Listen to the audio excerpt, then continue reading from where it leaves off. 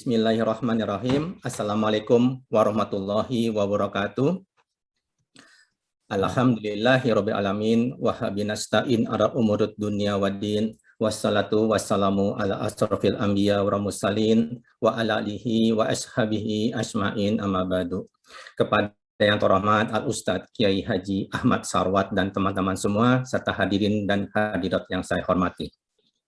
Pertama-tama marilah kita panjatkan puja dan puji syukur kehadirat Allah Subhanahu wa taala yang mana berkat taufik dan rahmat-Nya lah kita semua bisa berkumpul dan bisa hadir di acara pengajian ini, kajian online Thalibul Ilmi 385 dalam keadaan sehat walafiat.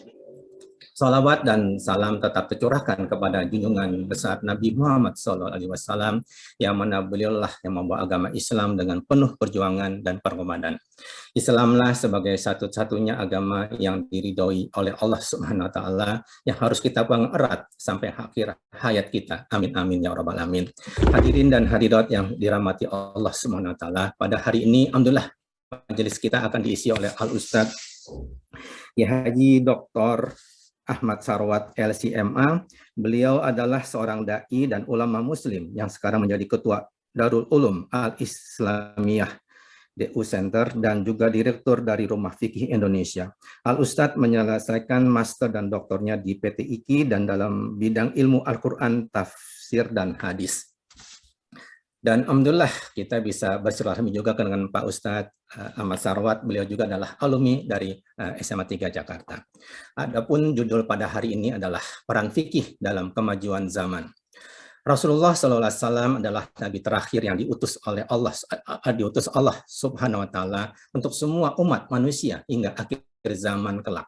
Maka dari itu agama Islam sebagai agama Allah Subhanahu wa taala yang dibawa oleh Rasulullah SAW juga adalah agama yang selalu menjadi pedoman hidup seluruh manusia di bumi ini hingga nanti yaumul kiamah. Implikasinya adalah agama Islam harus bisa menjadi dinamis dan terus relevan terhadap perkembangan zaman, kehidupan manusia dan menjawab permasalahan-permasalahannya. Ilmu fikih adalah ilmu yang digunakan untuk mendeduksi hukum-hukum Allah dalam semua aspek kehidupan melalui berbagai perangkat di dalamnya, misalkan usul fikih, maqasid syariah, ijma, dan qiyas. Ilmu fikih dalam sejarahnya telah berhasil untuk membantu umat Islam menjadi peradaban yang maju, wasatan, dan aktif dalam memajukan masalah manusia. Bagaimana ilmu fikih ini bisa menjadi dinamis dan terus menjawab masalah kemanusiaan di era digital dan globalisasi ini? Untuk penjelasan lengkapnya, mari kita dengarkan siraman rohani dari Al Ustadz Kiai Haji Dr. Ahmad Sarwat LCMA. Kepada Al Ustadz dipersilakan dengan sangat hormat.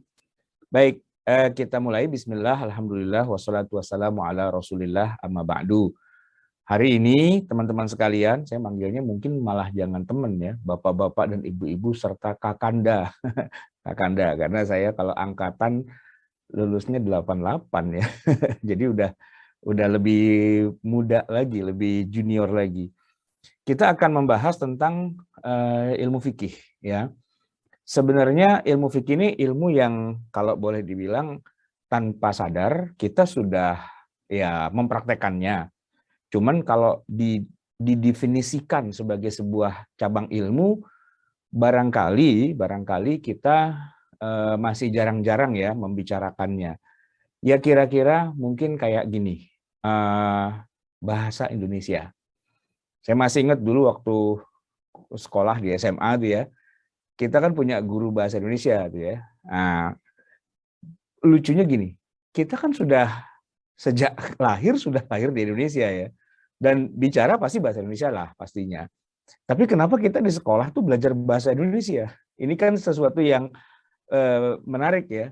Kita orang Indonesia, lahir di Indonesia, tapi sekolah dari SD kelas 1 sampai kelas 6, kemudian SMP kelas 1 sampai kelas 3, SMA kelas 1 sampai kelas 3. Ini zaman kita kan nggak ada kelas 11 gitu ya. Kita adanya SD lulus kelas 6, masuk SMP kelas 1, bukan bilang kelas 7. Kalau sekarang dibilangnya kelas 7.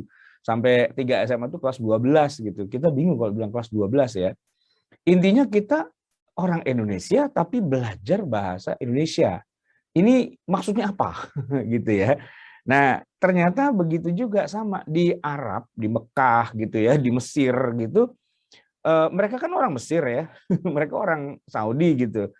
mereka tuh ternyata juga ada pelajaran bahasa Arab gitu. Nah, padahal kan mereka orang Arab, ngapain lagi belajar bahasa Arab gitu. Nah, jadi gini penjelasannya. Kalau secara praktek kita orang Indonesia, kita ngomong bahasa Indonesia. Nah, yang kita pelajari di sekolah itu teori-teorinya gitu ya, atau ya di istilah-istilahin lah gitu. Nanti kita saya masih ingat dulu waktu SMA gitu ya, ada yang namanya diftong, ada yang namanya vokal rangkap lah gitu ya. Ada yang namanya pantai gitu ya. Nah, kayak gitu-gitu. Jadi ya diteorikan gitu. Bahasa kita udah bahasa Indonesia, tapi kemudian bahasa itu dibuatkan semacam grammarnya gitu kan. Kemudian diteorikan gitu. Nah, ilmu fikih itu gitu juga sebenarnya. Secara praktek kita sudah melaksanakannya, tapi kenapa kita bicara ilmu fikih? Nah, itu diteorikan gitu. Diteorikan. Nah, sekarang gini kita tanya, kalau di zaman Nabi ada nggak ilmu fikih? Gitu ya. Di zaman Nabi ada nggak sih ilmu fikih? Sebenarnya kalau secara teori nggak ada. Iya, sebagaimana juga di zaman Nabi ya. Nabi itu baca Quran, pastinya orang paling benar bacaan Quran ya Nabi kan. Tapi kalau kita kan belajar baca Quran tuh ada istilah dalam ilmu tajwid ya, misalnya ada istilah izhar, idgham, ikhfa, iqlab gitu ya. Ada nun mati ketemu apa gitu istilahnya ya.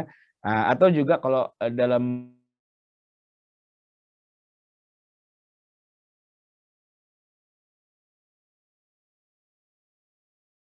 harokat, 5 harokat. Sebenarnya kalau kita lihat realnya di masa Nabi, praktek baca Quran yang bertajwid itu prakteknya sudah dijalankan. Justru kita bikin ilmu tajwid itu, atau gini, asal usul ilmu tajwid itu asal usulnya dari praktek baca Qurannya Nabi, gitu.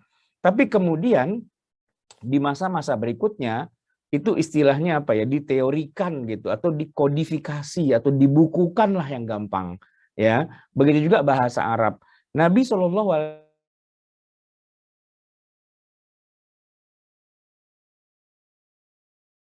kalau di masa Nabi, beliau, Nabi dan para sahabat itu tidak membahas mana fi'il, mana fa'il, mana maf'ul, mana mubtada, mana khobar, itu nggak pernah dibahas. Maksud saya, kalau secara teorinya begitu, di masa Nabi malah nggak ada.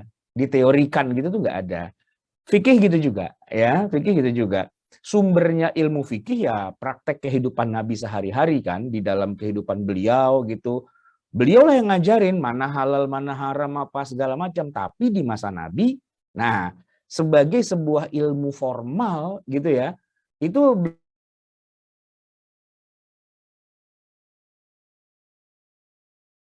hadis atau di dalam Al-Quran bahkan gitu, itu malah kita tidak menemukan istilah-istilah yang khas di dalam ilmu fikih. Gini-gini, ilmu fikih kan terkait dengan masalah hukum ya. Jadi kalau secara definisi, ilmu fikih itu kan definisinya gini, ilmu yang mempelajari tentang hukum-hukum syariah. Ya, jadi kalau gugus keilmuannya ini ilmu hukum sebenarnya ilmu fikih ini. Ilmu yang mempelajari hukum-hukum syariah yang bersifat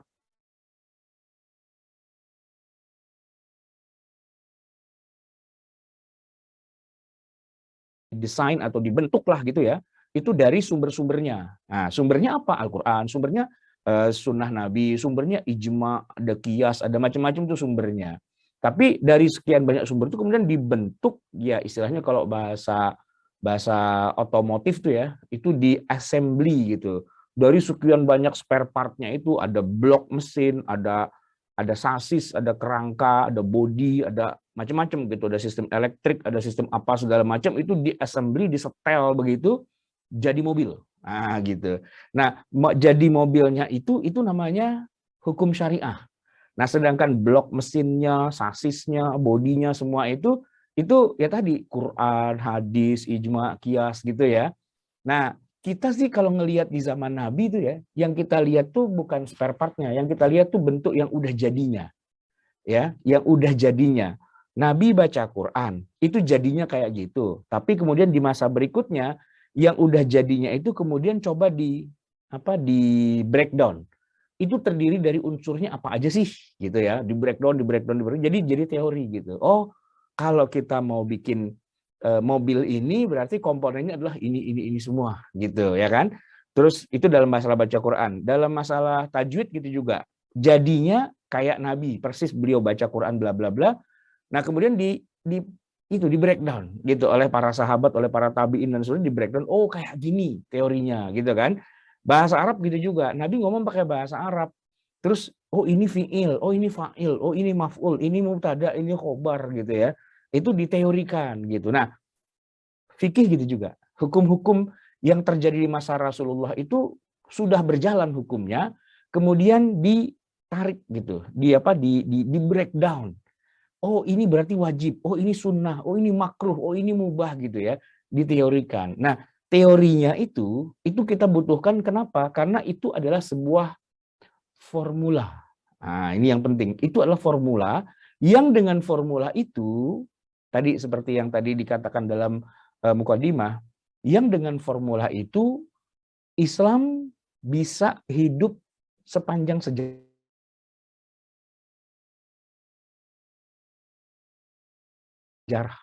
berjalan sesuai dengan zamannya gitu. Saya harus kasih contoh nih biar nggak terlalu teoritis ya. Gini maksudnya. Di zaman Nabi itu di Quran ya disebutkan tidak boleh minum khamr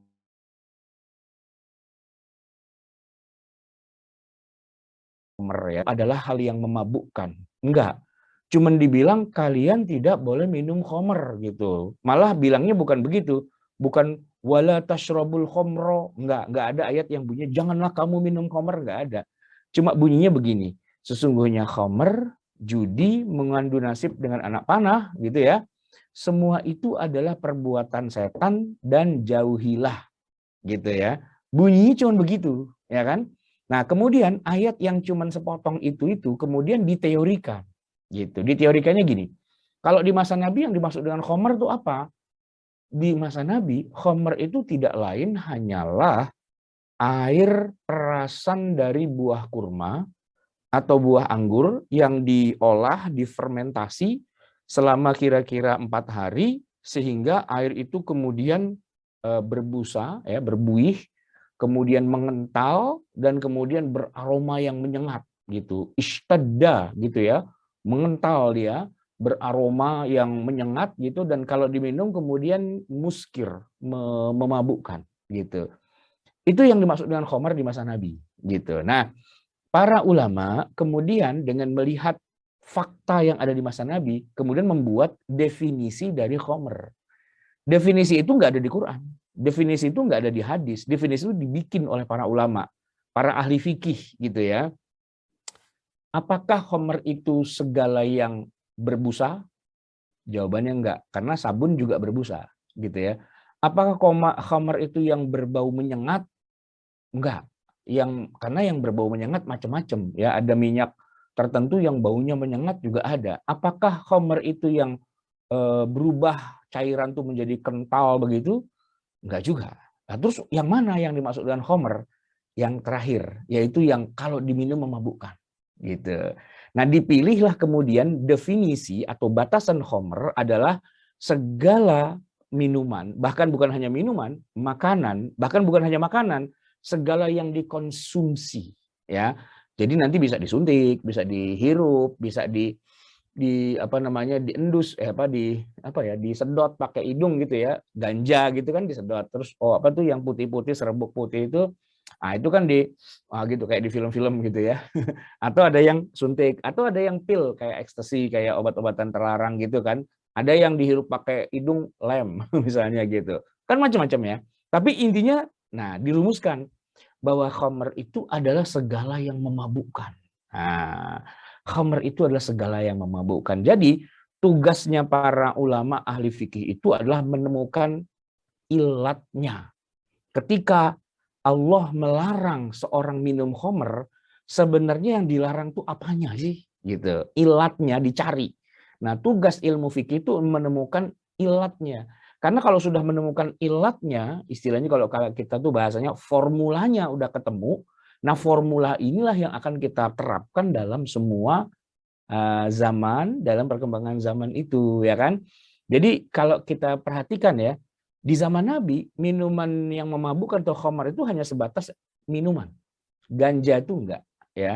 Apalagi suntik nggak ada, apalagi pil nggak ada, apalagi apa namanya kayak yang disedot pakai hidung yang putih-putih itu apa sih namanya, morfin apa opium atau apa gitulah ya, marijuana gitu ya. Itu nggak ada di zaman Nabi gitu. Nah, itu adanya baru di zaman-zaman berikutnya atau mungkin malah di luar negeri Arab gitu ya. Nah, tapi semua kok jadi kena hukum khamar karena mereka punya satu ilat yang sama, yaitu kalau dikonsumsi memabukkan. Nah, disitulah kemudian fungsi dan peran ilmu fikih. Dia pertama menemukan dulu ilatnya apa. Kemudian yang kedua, diterapkanlah di zaman yang berbeda atau di wilayah yang berbeda, sehingga walaupun bendanya itu nggak pernah disebut di Quran, nggak pernah disebut di hadis, tapi dia bisa kena hukum yang sama karena punya kesamaan ilat, punya benang merah yang sama. Jadi hukumnya jadi ikut haram juga gitu ya. Nah, peranan ilmu fikih itu di situ itu. Sebab kalau nggak ada ilmu fikih, jadi ya kita kebanyakan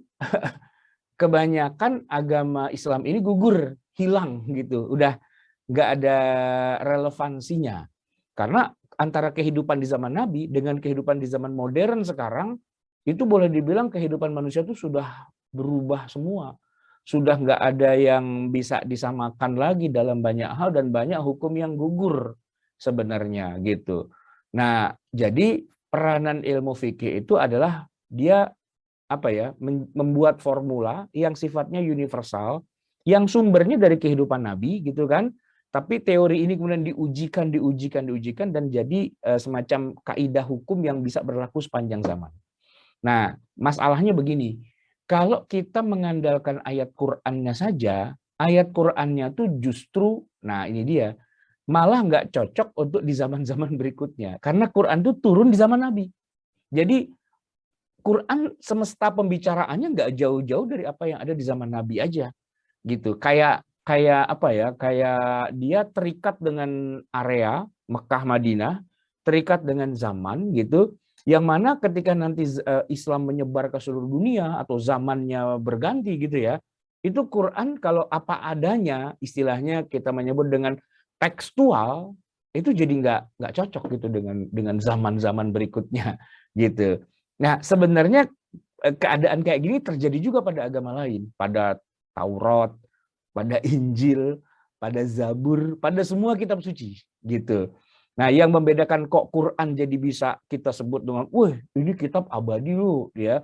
Maksudnya dia bisa sesuai dengan zaman dan perubahan zaman dan perbedaan budaya dan sebagainya itu yang membuat dia bisa jadi apa namanya fleksibel itu. Ya, itu karena ada ilmu fikihnya gitu, yang membuat dia jadi fleksibel gitu. Kalau dia nggak ada ilmu fikihnya, apa adanya harfiah kayak gitu, nggak cocok, nggak bisa dipakai gitu ayat Qur'annya itu. Nggak apa namanya, zamannya udah berubah dan nggak mungkin dilakukan. Nah, ilmu fikih lah yang kemudian akan istilahnya menjadi jembatan, menjadi bridge gitu ya, antara ayat yang turun 14 abad yang lalu, hadis-hadis yang juga disebutkannya 14 abad yang lalu, dengan yang sekarang. Gitu. Nah, saya ingin kasih beberapa contoh ya. Saya ambil misalnya dari hadis-hadis Nabi atau dari kehidupan Nabi keseharian. Saya kasih contoh yang sederhana begini. Di zaman Nabi, kehidupan itu kan masih sangat apa ya, sangat sederhana, ya kan? Dan cara mereka hidup, cara mereka bermuamalah, berekonomi itu masih sangat tradisionalis banget gitu. Sehingga hadis-hadis Nabi itu kan lebih ke apa ya? Lebih mengantisipasi zamannya gitu. Yang mana nanti kalau kita baca hadis-hadis Nabi itu banyak yang hadisnya itu sebenarnya kalau kita cek untuk hari ini tuh malah jadi nggak cocok atau nggak relevan gitu. Tapi kita nggak usah apa ya, istilahnya nggak usah curiga. Wah, ini Ustadz liberal nih gitu. Masa mengatakan hadis nggak cocok dengan zaman sekarang? Bukan masalah liberalnya. Ini saya kasih contohnya hadisnya begini. Misalnya ya, Nabi pernah bersabda, siapa di antara kalian yang membangun pagar pada sebidang tanah, maka sebidang tanah itu milik dia. Man bana ha'itan ala ardin fahiya lahu gitu. Itu hadis sahih itu Pak, ya kan? Nah cuman kalau kita cek gitu untuk zaman sekarang ini nggak boleh dipakai. Kenapa? Karena Nabi sedang ngomongin realitas di masanya, di zamannya, bahwa harga tanah di masa itu nggak ada apa-apanya, ya kan? Dan orang kalau mau bangun rumah, asalkan lahannya itu nggak ada yang punya, ya silahkan bangun aja, gitu. Nah, ini menarik ya. Ketika Nabi dan para sahabat itu hijrah ke Madinah, kan beribu-ribu tuh sahabat. Itu Madinah ya, dengan cepat melebar kotaknya itu. Karena dibangun lagi rumah-rumah baru para sahabat, para muhajirin, gitu. Itu ya para sahabat waktu ngelebarin rumah itu mereka nggak pakai beli tanah itu. Kenapa? Tadi orang tanah nggak ada yang punya, itu padang pasir gitu, siapa yang punya, ya kan? Maka Nabi cuma bilang begini aja, ya udah lu pada patok-patokin dah situ, ya kan? Patok-patokin aja. Kalau dari patok-patok itu berarti punya dia. Walaupun ente belum mulai bangun sekarang gitu ya, belum mulai dibangun sekarang, kapan-kapan mau bangunnya, tapi ente patok-patokin aja dulu, gitu kan? Karena itu emang tanah kosong, nggak ada yang punya, padang pasir gitu. Nah, hadis Nabi itu benar untuk di zamannya, karena lagi mengantisipasi realitas yang ada. Tapi nggak bisa digunakan hari ini. Hari ini nggak ada tanah yang nganggur dalam arti nggak ada yang punya, gitu nggak ada. Ya kalaupun nggak dimiliki secara pribadi, itu punya negara gitu ya. Sehingga kita nggak bisa ini tanah negara main patok-patok aja terus kita bilang, oh ini punya saya sesuai dengan hadis Nabi. Enggak, ya kan? Nah maka memahami teks itu juga itu bagian dari ilmu fikih. Ilmu fikih itu tugasnya adalah memahami teksnya. Ya jadi bukan cuma sekedar membaca teksnya apa adanya, tapi memahami apa yang dimaksud ya di masa itu tuh kayak gitu itu. Nah, ditarik kesimpulan hukumnya untuk diterapkan di zaman berikutnya. Ini hadis-hadis Nabi ini banyak yang sangat terikat dengan kondisi pada masa itu, ya, pada kondisi masa itu. Saya kasih contoh yang lain lagi, misalnya begini. Ini kan Nabi orang Arab ya.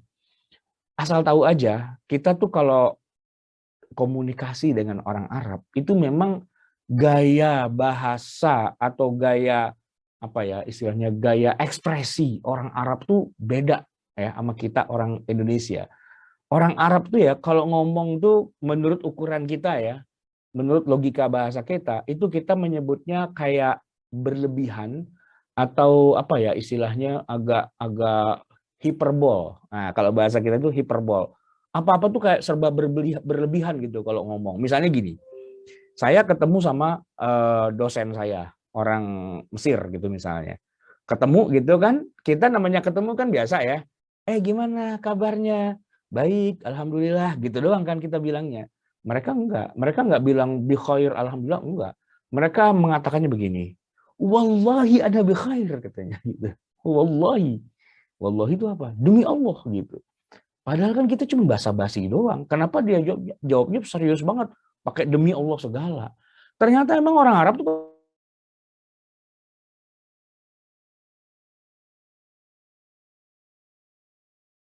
mereka itu.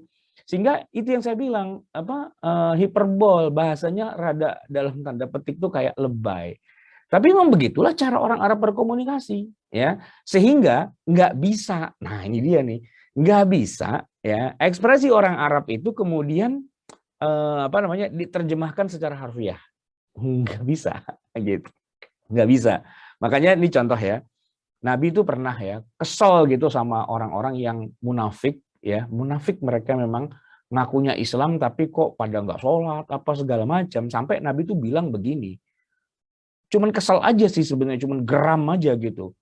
Demi Allah, saya sangat ingin membakar rumah orang-orang yang pada nggak ke masjid gitu ya. Itu laqad hamamtu, saya punya keinginan yang kuat untuk membakar rumah orang-orang yang nggak ke masjid gitu.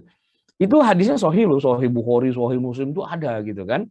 Nah itu Pak kalau kita kalau kita tarik kesimpulan hukumnya itu jadi kacau itu, ya kan? Jangan-jangan nanti kita mengatakan begini, oh berarti orang yang tidak sholat berjamaah di masjid hukumannya adalah dibakar rumahnya gitu ya. Terus dibakar-bakarin rumah orang, Pak. Kenapa ente bakar rumah orang gitu? Soalnya Nabi bakar rumah orang gitu. Padahal enggak, Nabi itu enggak pernah bakar rumah orang. Kalau emang Nabi pernah bakar, coba saya tanya, berapa jumlah rumah di Madinah yang udah hangus dilalap api, yang dibakar oleh Nabi. Nggak ada sebenarnya. Nah, terus Nabi ngomong gitu, lah itu ekspresi orang Arab. Nabi sebagai orang Arab ekspresinya kayak gitu. Saya mau bakar rumahnya gitu. Padahal sih itu bahasa yang rada-rada hiperbol aja sebenarnya. Nggak ada rumah yang dibakar. Jangan kemudian kita ekspresi orang Arab kita terjemahkan dalam bahasa hukum bahwa orang yang tidak sholat ke masjid dibakar rumahnya. Ya, itu salah paham namanya gitu ya. Nah, ilmu fikih itu mempelajari wilayah yang kayak gitu-gitu ya. Agar kita tidak menerjemahkannya secara harfiah. Kita memahami. Fikih itu kan artinya memahami gitu ya. Memahami bagaimana hukumnya itu gitu. Tapi dari ungkapan-ungkapan. Jadi ungkapannya Nabi, semua hadis Nabi itu kan dikolek gitu, dikumpulkan semua, dipelajari dan sebagainya, kemudian bisa keluar hukumnya gitu dari perkataan Nabi itu. Nah, kadang-kadang perkataan Nabi itu hiperbol, itu masalahnya gitu ya. Contoh yang lain misalnya begini, Nabi kan sangat melarang ada orang lagi sholat terus kita lewat di depannya, itu kan nggak boleh gitu kan. Nah, dua-duanya tuh dikasih nasihat sama Nabi. Kalau yang mau lewat dibilang mendingan ente nunggu 40 tahun daripada ente ngelewatin orang sholat. Tungguin aja walaupun tuh orang sholatnya 40 tahun gitu. Kan kalau kita pikir, emang ada orang sholatnya sampai 40 tahun? Kan nggak mungkin kan? Ya kalaulah dia sholat tahajud lah, dia lama baca Al-Baqarah, Ali Imran, An-Nisa. Kan ujung-ujungnya dia salam juga pastinya kan? Ya salam, begitu dia salam kita lewat aja kan harusnya. Nah masa Nabi ngomong mendingan dia tetap nungguin walaupun orang yang sholat itu sampai sholatnya 40 tahun. Emang ada sholat yang sampai 40 tahun kan nggak ada. Nah kok Nabi ngomong gitu? Ya karena itu gaya bahasa orang Arab, hiperbol. Ya padahal sih nggak ada orang yang sholatnya sampai 40 tahun. Ya paling lama sejam 2 jam gitu lah. Ya kan 40 tahun mah nggak ada gitu. Itu kepada orang yang mau lewat. Nah kepada orang yang sholat Nabi juga ngasih tahu. Ya apa? Kalau ada orang mau lewatin ente lagi sholat, kata Nabi faliyadrohu, cegah dia. Ya, yadro tuh istilahnya didorong gitu, ya kan? Tapi kalau dia ngeyel masih mau lewat juga, apa kata Nabi? Falyuqatilhu, bunuh. Bunuh, Pak. Perintah Nabi itu suruh bunuh gitu. Ini Pak, kalau orang nggak ngerti ilmu fikih, dia harfiah aja nerjemahin kata-kata falyuqatilhu kan perangin atau bunuh kan. Besok-besok ketika mau ke masjid dia ngasah golok, wah, bininya bingung. Musim haji, musim motong korban belum datang kan? Kenapa udah ngasah golok bang? Gitu. Si abang berangkat ke masjid bawa golok, dia bilang apa? Ya kali aja ntar ada yang lewat kan tinggal bacok doang gitu. Nah ini kan memahami hadis tidak sesuai dengan maqasidnya gitu ya, tidak sesuai dengan maksudnya. Sebenarnya maksudnya bukan suruh bunuh orang gitu. Anda salah paham gitu. Nah, dalam ilmu fikih semua itu diselesaikan gitu. Kenapa? Karena para ulama fikih itu adalah orang yang selain hafal Quran, hafal hadis, harus mengerti dan menguasai sastra Arab. Itu syaratnya gitu ya. Karena Quran turun dalam bahasa Arab. Hadis juga bahasa Arab karena perkataan Nabi. Dialog-dialog yang terjadi antara Nabi dan para sahabat itu semua dalam bahasa Arab. Dan itu sumber hukum. Nah kalau Anda tidak menguasai logika bahasanya atau nggak menguasai rasa bahasanya, Anda akan salah paham.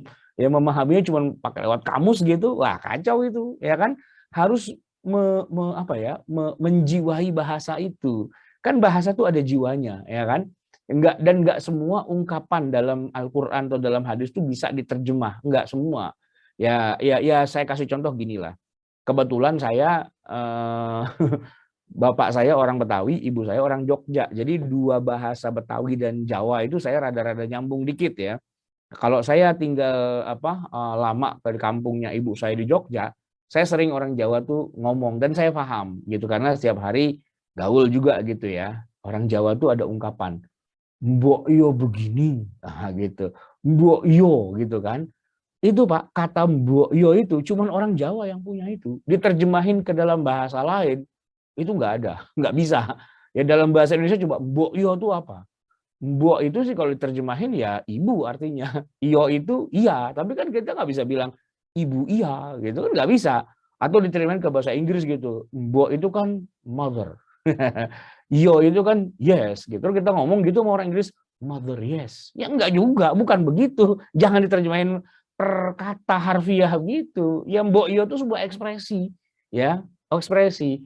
Nah, orang Betawi juga begitu, ada ekspresinya gitu. Nggak bisa diterjemahin secara harfiah. Orang Jawa datang ke Jakarta, ya, belum pernah ke Jakarta, sebelumnya dia nyari rumah Pak RT, ya kan, celingak celinguk celingak celinguk, ketemu anak muda di pinggir jalan, orang Betawi, ditanya, Mas, saya mau tanya, Mas tahu nggak rumahnya Pak RT? Gitu. Nanyanya rumah Pak RT, Mas tahu nggak? Gitu. Yang jawab orang Betawi. Dia nggak tahu rumah Pak RT, dia jawab apa? Tahu. Gitu. Tahu gitu. Alhamdulillah Mas saya tahu. Ya udah tunjukin. Mana rumah Pak RT? Tahu. Orang Jakarta bilang tahu itu ada dua. Kalau bilang tahu, oh berarti dia tahu. Tapi kalau pakai mad wajib mustaqil gitu ya, tahu. Ah, berarti dia kagak tahu. Nah, itu kan bikin bingung orang Jawa gitu. Tahu apa nggak tahu gitu ya. Nah, jadi setiap bahasa kan ada ekspresi-ekspresi tertentu, ada idiom-idiom tertentu yang nggak bisa dengan mudah difahami begitu saja oleh kita yang bukan anak dari bahasa tersebut gitu. Pernah kan Nabi bertanya tentang satu hal, kenapa ente nggak mandi junub padahal ente habis mimpi dan ente ngimamin sholat subuh nggak pakai mandi, cuman tayamum doang gitu kan. Lalu sahabat itu Amr bin As menjawab, wah waktu itu lagi musim dingin Nabi, kalau saya mandi, oh saya bisa mati berdiri. Ya, kalau bahasa kitanya hipotermia. Jadi ya saya tayamum aja lah, saya kagak usah mandi janabah gitu. Itu ya Nabi dengar alasannya Amr bin As kayak gitu, Nabi tertawa. Udah, hadisnya berhenti sampai di situ. Maka fadhahikan nabiyyu. Maka Nabi pun tertawa. Nah, kan kita bingung. Ini Nabi ketawa maksudnya apa nih? Apa ngetawain, bego lu gitu, atau tertawa maksudnya, oh benar, Anda benar gitu.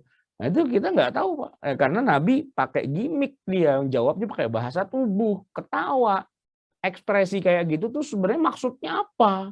Nah, ini kita harus menguasai bahasanya. Nah, dalam ilmu fikih kayak gitu itu tuh semua dibahas, dibedah gitu. Sehingga ilmu fikih itulah menjadi jembatan antara ini hadis Nabi ya dengan ini kesimpulan hukumnya, jembatannya itu ilmu fikih gitu. Sehingga kalau boleh dibilang secara gamblang ya bukannya kita nggak usah belajar hadis ya, bukan, tapi begini, belajar hadis belajar aja, belajar Quran juga belajar aja, tapi kalau mau kesimpulannya yang lebih simpel, kesimpulan akhirnya aja, di ilmu fikih malah jawabannya itu. Iya, iya, iya, kayak gini-gini maksud saya. Nih ya, Quran, hadis, dan tadi ijma qiyas dan sebagainya itu ibaratnya kalau bensin ya Pak, itu masih minyak mentah yang lagi dibor dari perut bumi. Kadang-kadang minyaknya itu dibor di daratan, kadang-kadang di lautan. Itu kalau keluar dari perut bumi itu minyaknya masih minyak mentah, masih campur sama lumpur, bercampur sama gas, bercampur sama macam-macam gitu kan. Dan nggak bisa langsung masuk tangki mobil kita. Nggak bisa, itu harus diolah dulu sama para engineer yang yang profesional gitu, oleh sebuah perusahaan minyak yang ya istilahnya yang profesional gitu kan, sampai nanti dia sudah tersedia di pom bensin. Nah kita nih sebagai end user gitu, minyak bumi itu kita belinya di pom bensin yang udah jadi Pertalite, yang udah jadi apalah nama merek-mereknya itu kan. Nah itu yang udah jadi gitu. Ibaratnya itu tadi. Kalau aslinya mah dari Quran memang, aslinya dari hadis. Tapi bagaimana kita mempraktekkannya, kita nggak mungkin untuk melakukan pengolahan langsung secara secara teknis gitu ya. Biarkan para ahlinya saja yang mengerjakan dan kita tinggal pakai aja yang sudah siap digunakan. Nah, siap digunakan itu ilmu fikih. Saya kasih ilustrasinya begini Pak ya. Kita mau sholat kan, karena sholat itu kan juga tiang agama gitu kan. Nah, sebuah bangunan sholat yang utuh gitu ya, mulai dari takbiratul ihram sampai salam, itu tuh sebenarnya tidak pernah dijelaskan dalam satu ayat atau satu surat khusus di Quran, itu malah nggak ada.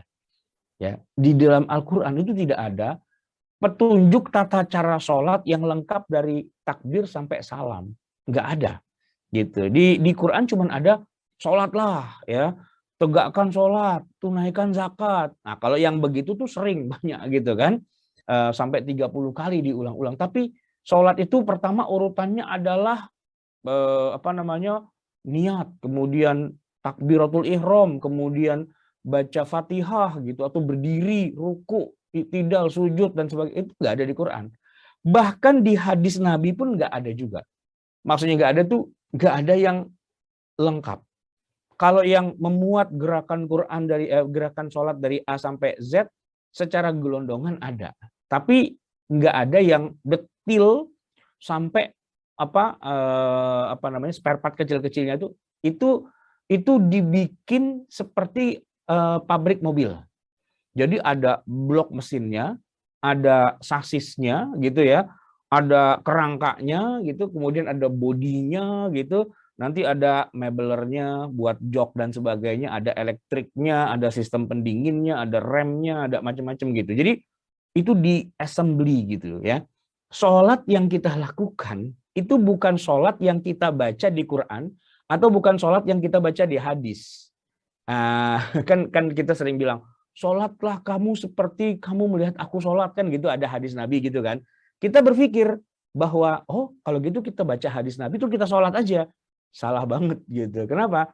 Karena hadis Nabi tentang sholat itu jumlahnya bukan cuma ribuan, tapi puluhan ribu gitu kan. Puluhan ribu, dan itu berserak-serakan hadisnya itu. Kita bingung bacanya gitu kan. Nah, nanti baru ada ulama ahli fikih yang kemudian memilah dan memilih mana hadisnya. Oh, ini taruh di sini, oh ini taruh di sini, taruh di sini, taruh di sini dulu, menjadi bangunan besar namanya sholat. Gitu. Jadi peranan ilmu fikih itu adalah kayak spare part mobil diassembly oleh perusahaan mobil, apa sih istilahnya, ATPM ya? Oh, saya nggak hafal. Ya pokoknya pabrik mobil lah gitu kan. Sehingga jadi mobil yang sudah siap dijual di showroom. Kita nanti kalau beli bukan ke pabrik, kita belinya ke showroom. Ya kan? Dari showroom diurus surat-surat polisinya apa segala macam. Udah, mobilnya jalan on the road gitu ya. Nah, kita nggak berurusan dengan pabrik mobil, apalagi pabrik spare part. Enggak, kita berurusan dengan showroom yang jual mobil yang udah jadi gitu. Begitu juga dalam masalah hukum-hukum syariah. Kita nggak berurusan dengan Qur'annya, kita nggak berurusan dengan hadis, karena ayat Qur'an begitu banyak, hadis begitu banyak, apalagi jutaan, dan kita tidak mampu untuk mengassembly, ya merakitnya itu kita nggak tahu gitu. Nah oleh karena itu para ulama ahli fikih itulah yang kemudian merakitnya gitu, sehingga menjadi bangunan yang tinggal kita pakai gitu. Ibaratnya mobil ya tinggal dijalanin gitu. Ibaratnya bangunan ya, kita nggak usah bikin bangunan sendiri, bangunan yang udah ada aja tinggal kita pakai doang gitu. Tinggal kita mau pilih mau pakai mazhab yang mana gitu ya. Nah, mazhab sendiri kan nggak ada kaitannya dengan pilihan sebenarnya, tapi yang tersedia, yang available tuh yang kayak gimana. Kalau di Jepang dulu saya sih listrik di sana tuh bukan 220 volt, tapi 110 volt. Kalau di Indonesia itu 220 volt gitu. Nah, kita bawa pulang barang elektrik dari Jepang, barang elektronik dari Jepang yang 110 volt, kita pulang ke Indonesia colokin jedor. Kenapa? Beda tegangan gitu. Ya kan? Nah, urusan kita mau pakai yang 110 atau kita mau pakai yang 220 itu bukan kehendak kita. Tapi di mana kita berada, yang available dan yang tersedia itu ya udah kita itu yang kita pakai gitu maksudnya. Sama kan dengan berbahasa. Kenapa kita sekarang ini berbahasa Indonesia? Ya karena kita orang Indonesia, bahasa yang berlaku di negeri kita itu bahasa Indonesia. Anda mau pakai bahasa Inggris biar kelihatan keren boleh, gitu kan? Tapi ya terbatas kan penggunaannya hanya kepada sesama yang bisa bahasa Inggris. Nah di Indonesia yang bisa bahasa Inggris itu terbatas jumlahnya, gitu. Begitu Anda turun ke jalanan dan sebagainya, kok ngomong bahasa Inggris itu diketawain sama orang karena bahasa yang dipakai oleh masyarakat sini ya bahasa Indonesia. Begitu Anda masuk Singapura, bahasanya udah bukan bahasa Indonesia lagi. Begitu Anda masuk Hong Kong, masuk Jepang, Taiwan, Korea, dan itu bahasanya beda-beda lagi kan. Nah, mazhab fikih itu gitu juga gitu. Yang dominan di suatu negara itu apa? Ya kalau kita kebetulan Allah takdirkan lahir di negara itu, ya mazhab kita ya mazhab yang ada di negara itulah gitu. Ya kebetulan kita orang Indonesia, lahir di Indonesia, mazhab yang berkembang itu mazhab Syafi'i gitu ya. Ya sudah otomatis ya kita Syafi'i gitu. Nggak bisa tiba-tiba nggak mau Syafi'i, mau Hambali aja. Ya Anda salah lahir, lahirnya jangan di Indonesia, lahirnya di Saudi Arabia gitu ya. Kalau Anda mau mazhabnya Hanafi, Anda lahirnya di Bombay, di India, di Pakistan, itu karena mayoritas sana mazhabnya adalah Hanafi gitu. Jadi bermazhab itu bukan sesuatu yang sifatnya pilihan hati gitu ya, bukan. Sama dengan kita beragama juga gitu. Kenapa Anda beragama Islam? Apakah waktu di perut Anda melakukan pemilihan, analisa, perbandingan agama gitu? Enggak. Lahir ceprot, nggak tahu urusan. Kebetulan aja Bapak Ibu Islam. Coba kalau Bapak Ibunya orang Nasrani, orang Yahudi gitu ya, orang Majusi gitu, atau kalau di Indonesia mungkin Hindu, Buddha, Konghucu gitu kan, boleh jadi kita malah ikut mazhab Bapak kita kan, gitu. Nah jadi bermazhab fikih Syafi'i gitu tuh bukan sebuah apa ya, bukan sebuah istilahnya pilihan gitu, bukan. Tapi emang udah takdir lah begitu ya kan.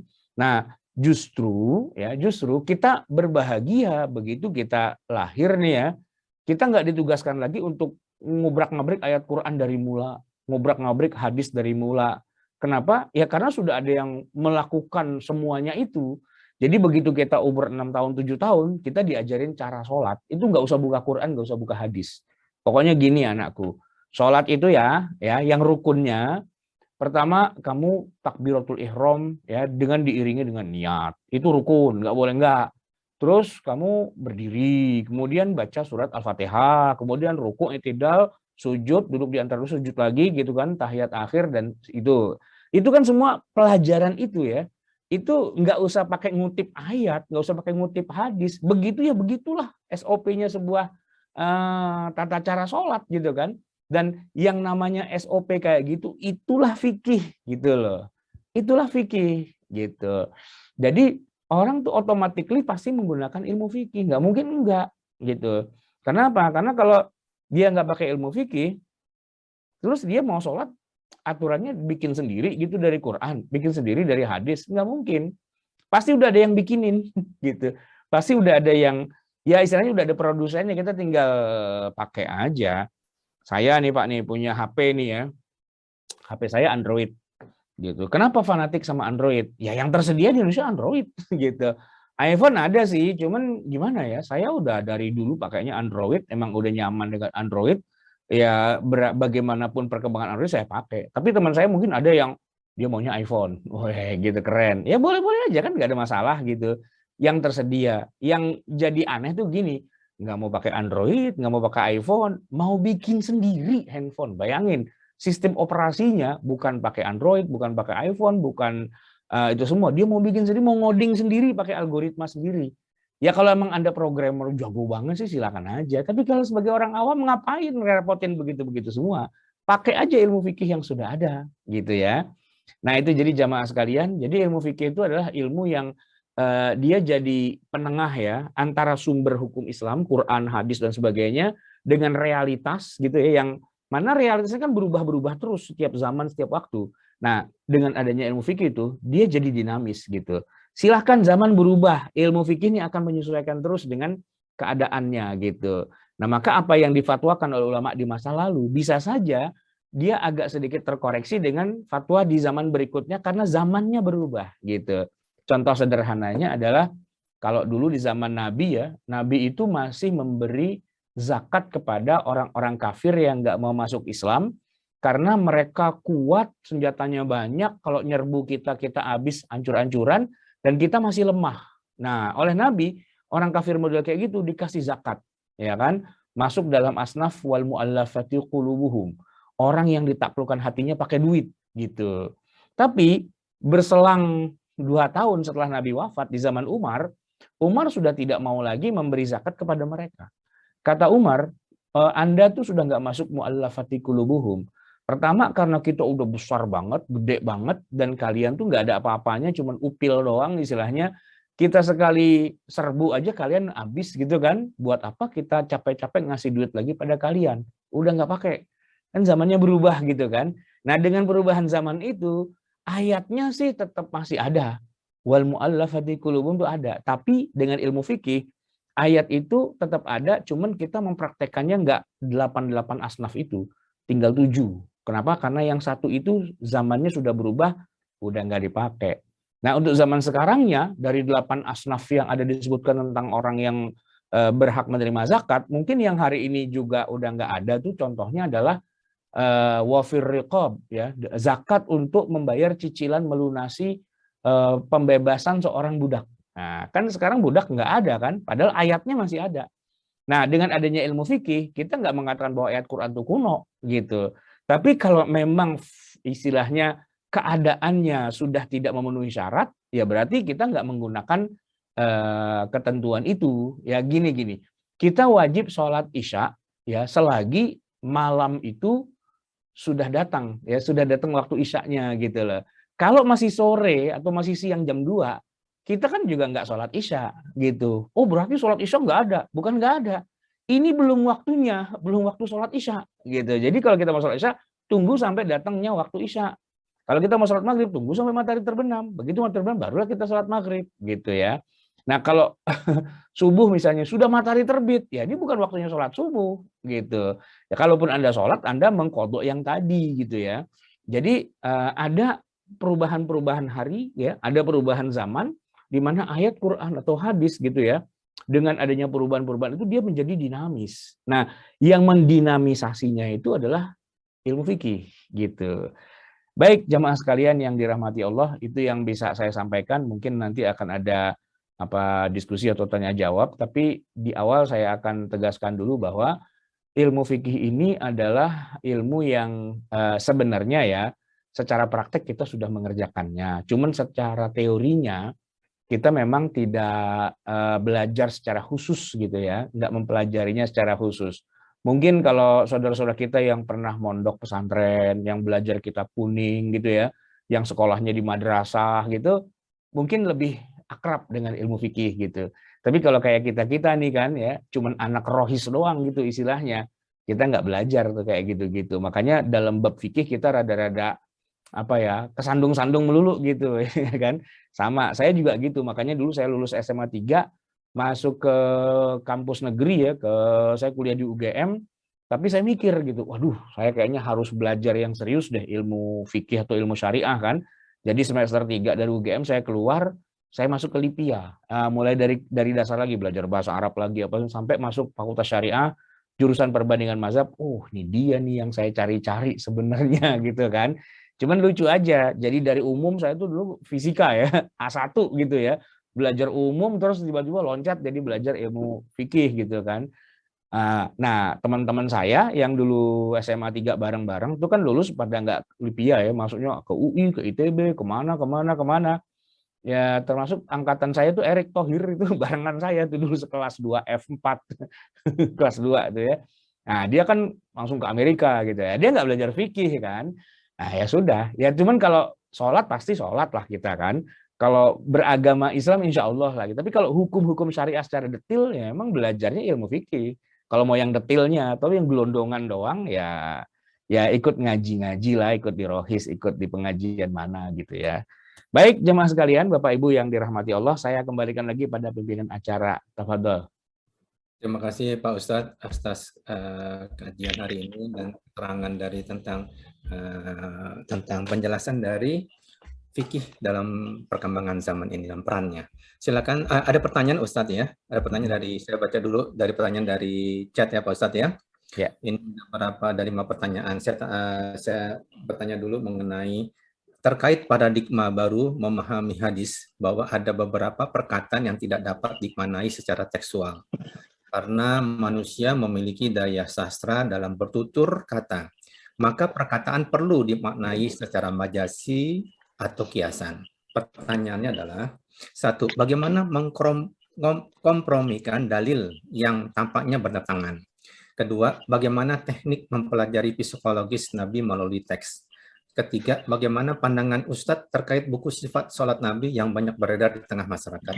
Keempat, apakah Albani dapat dikategorikan sebagai ahli hadis? Ya, ini pertanyaannya kayak saya lagi ujian akhir semester nih ya. 4 soal jawabannya 20 halaman. 20 halaman. Oke, yang pertama ya, bagaimana mengkonformikan dalil yang nampaknya bertentangan. Itu memang di setiap mazhab mereka punya metode yang berbeda-beda ya. Kalau misalnya nih mazhab Hanafi, mereka itu biasanya dalil yang bertentangan itu diadu kuat-kuatan gitu.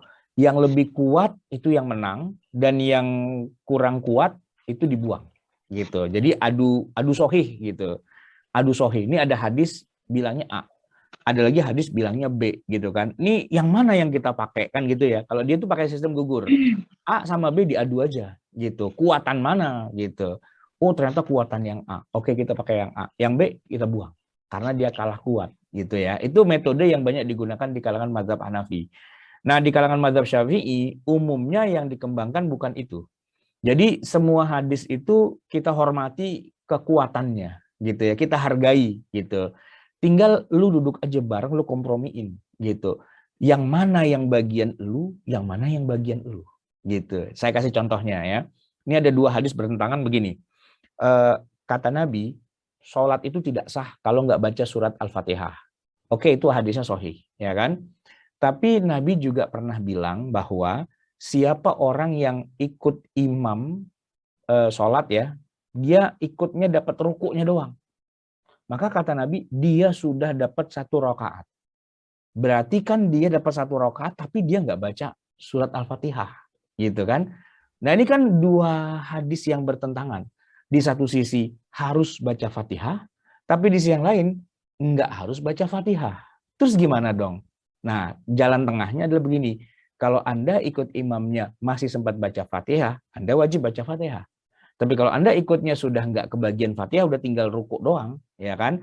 Tapi sempat rukuk bersama imam, ya Anda sudah dapat, terus Anda nggak baca Fatihah, nggak apa-apa, karena bacaan Fatihah Anda sudah dibacain sama imam.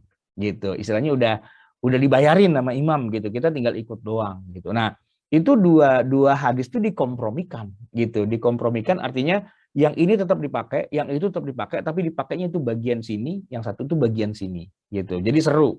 Nah, cuman kita nggak bisa melakukan sendiri.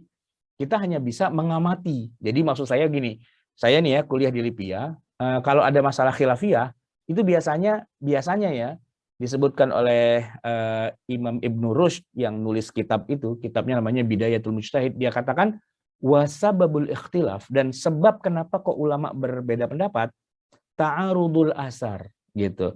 Berbenturannya dalil-dalil yang digunakan. Karena berbenturan gitu kan. Nah, karena berbenturan pecah tuh para ulama. Ada yang bilang, oh dari 2 dalil ini saya pakai yang ini, yang itu saya nggak pakai. Ya kan? Yang lain bilang saya pakai yang ini, saya nggak pakai yang itu. Oke. Nah kalau Syafi'i dia datang begini, ini saya pakai, ini saya pakai. Tapi yang ini buat nambel bagian sini, yang ini buat nambel bagian sini. Gitu. Jadi dikompromikan, istilahnya apa namanya, diselaraskan gitu. Jadi nggak ada yang dibuang sebenarnya hadis itu. Itu untuk pertanyaan yang pertama. Nah, kalau pertanyaan kedua, bagaimana teknik mempelajari psikologi Nabi melalui teks? Ya begini, kalau ingin memahami Nabi secara lengkap, tentu kita harus menguasai dulu semua informasi tentang Nabi. Psikologinya Nabi berarti kan kita harus mempelajari dari A sampai Z. Segala hal yang terkait dengan Nabi. Tapi ya ini yang susah. Kenapa? Karena jumlah informasi tentang Nabi itu jutaan loh. Ya, jutaan itu. Makanya orang kalau cuma baru baca Arba'in Nawawiyah atau baru cuma baca Sahih Bukhari, Sahih Muslim, nggak bisa dia bisa memahami psikologinya Nabi, itu nggak bisa. Kenapa? Kurang data gitu. Karena hadis Sahih Bukhari kan cuma 7.000. 7.000 keping hadis tuh apa gunanya? Nggak ada gunanya. Karena kehidupan Nabi itu paling tidak ya, beliau kan wafat 63 tahun. Oke, kita hitung mulai dari jadi Nabi usia 40, wafat 63 kan 23 tahun. Dalam 23 tahun tuh Nabi ngapain aja, itu ada rekamannya semua. Dan jumlah rekamannya itu jutaan.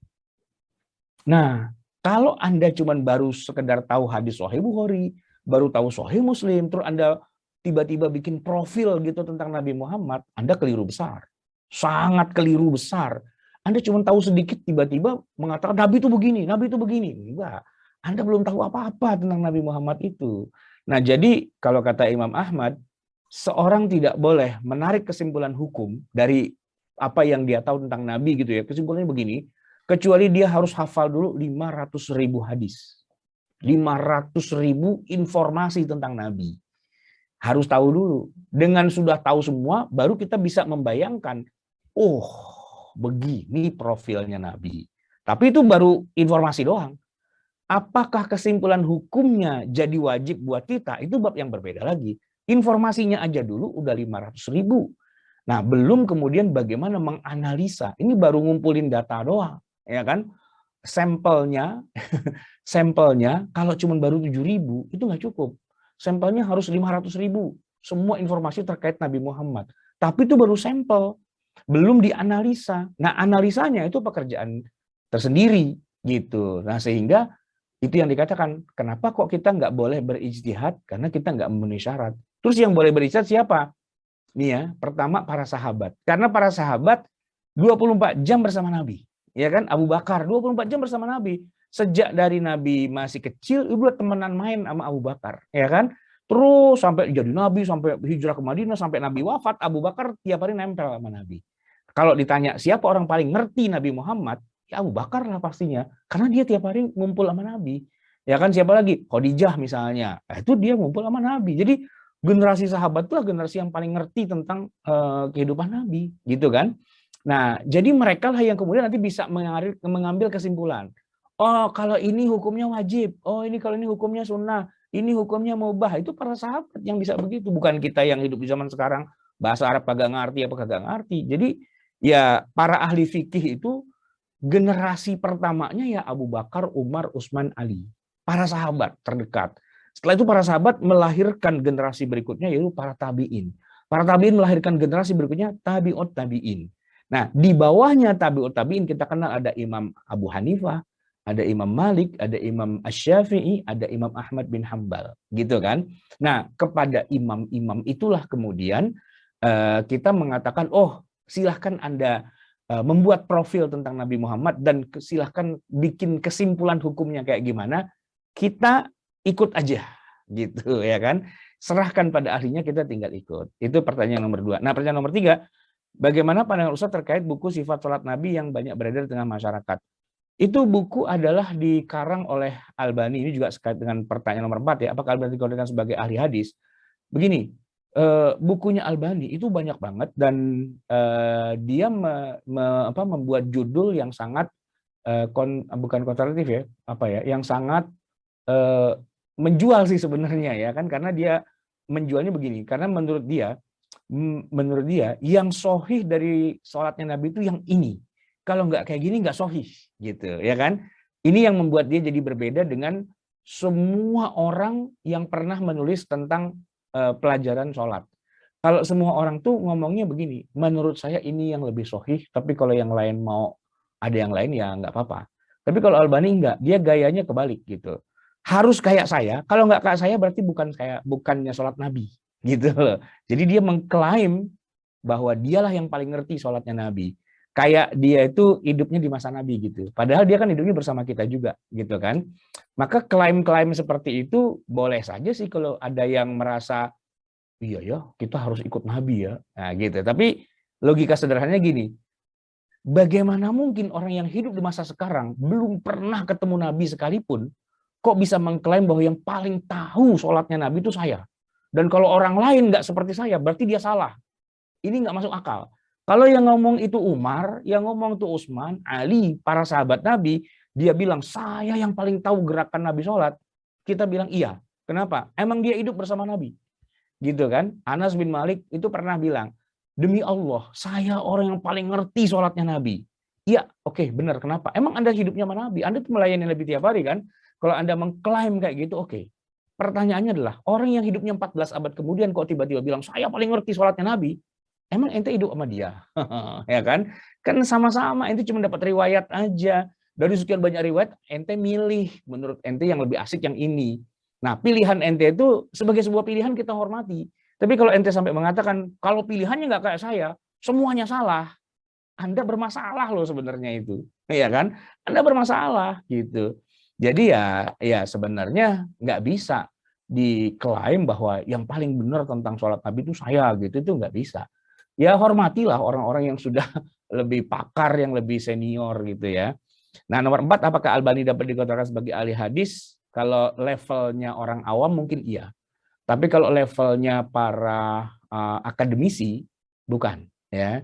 Jadi Albani itu bukan nggak pernah dapat nggak pernah kuliah hadis ya. S1 saja tidak. Apalagi S2, S3 gitu ya. Enggak gitu. Nah, saya dulu waktu lulus S1 keluar dari Lipia itu kan saya kuliah lagi S2.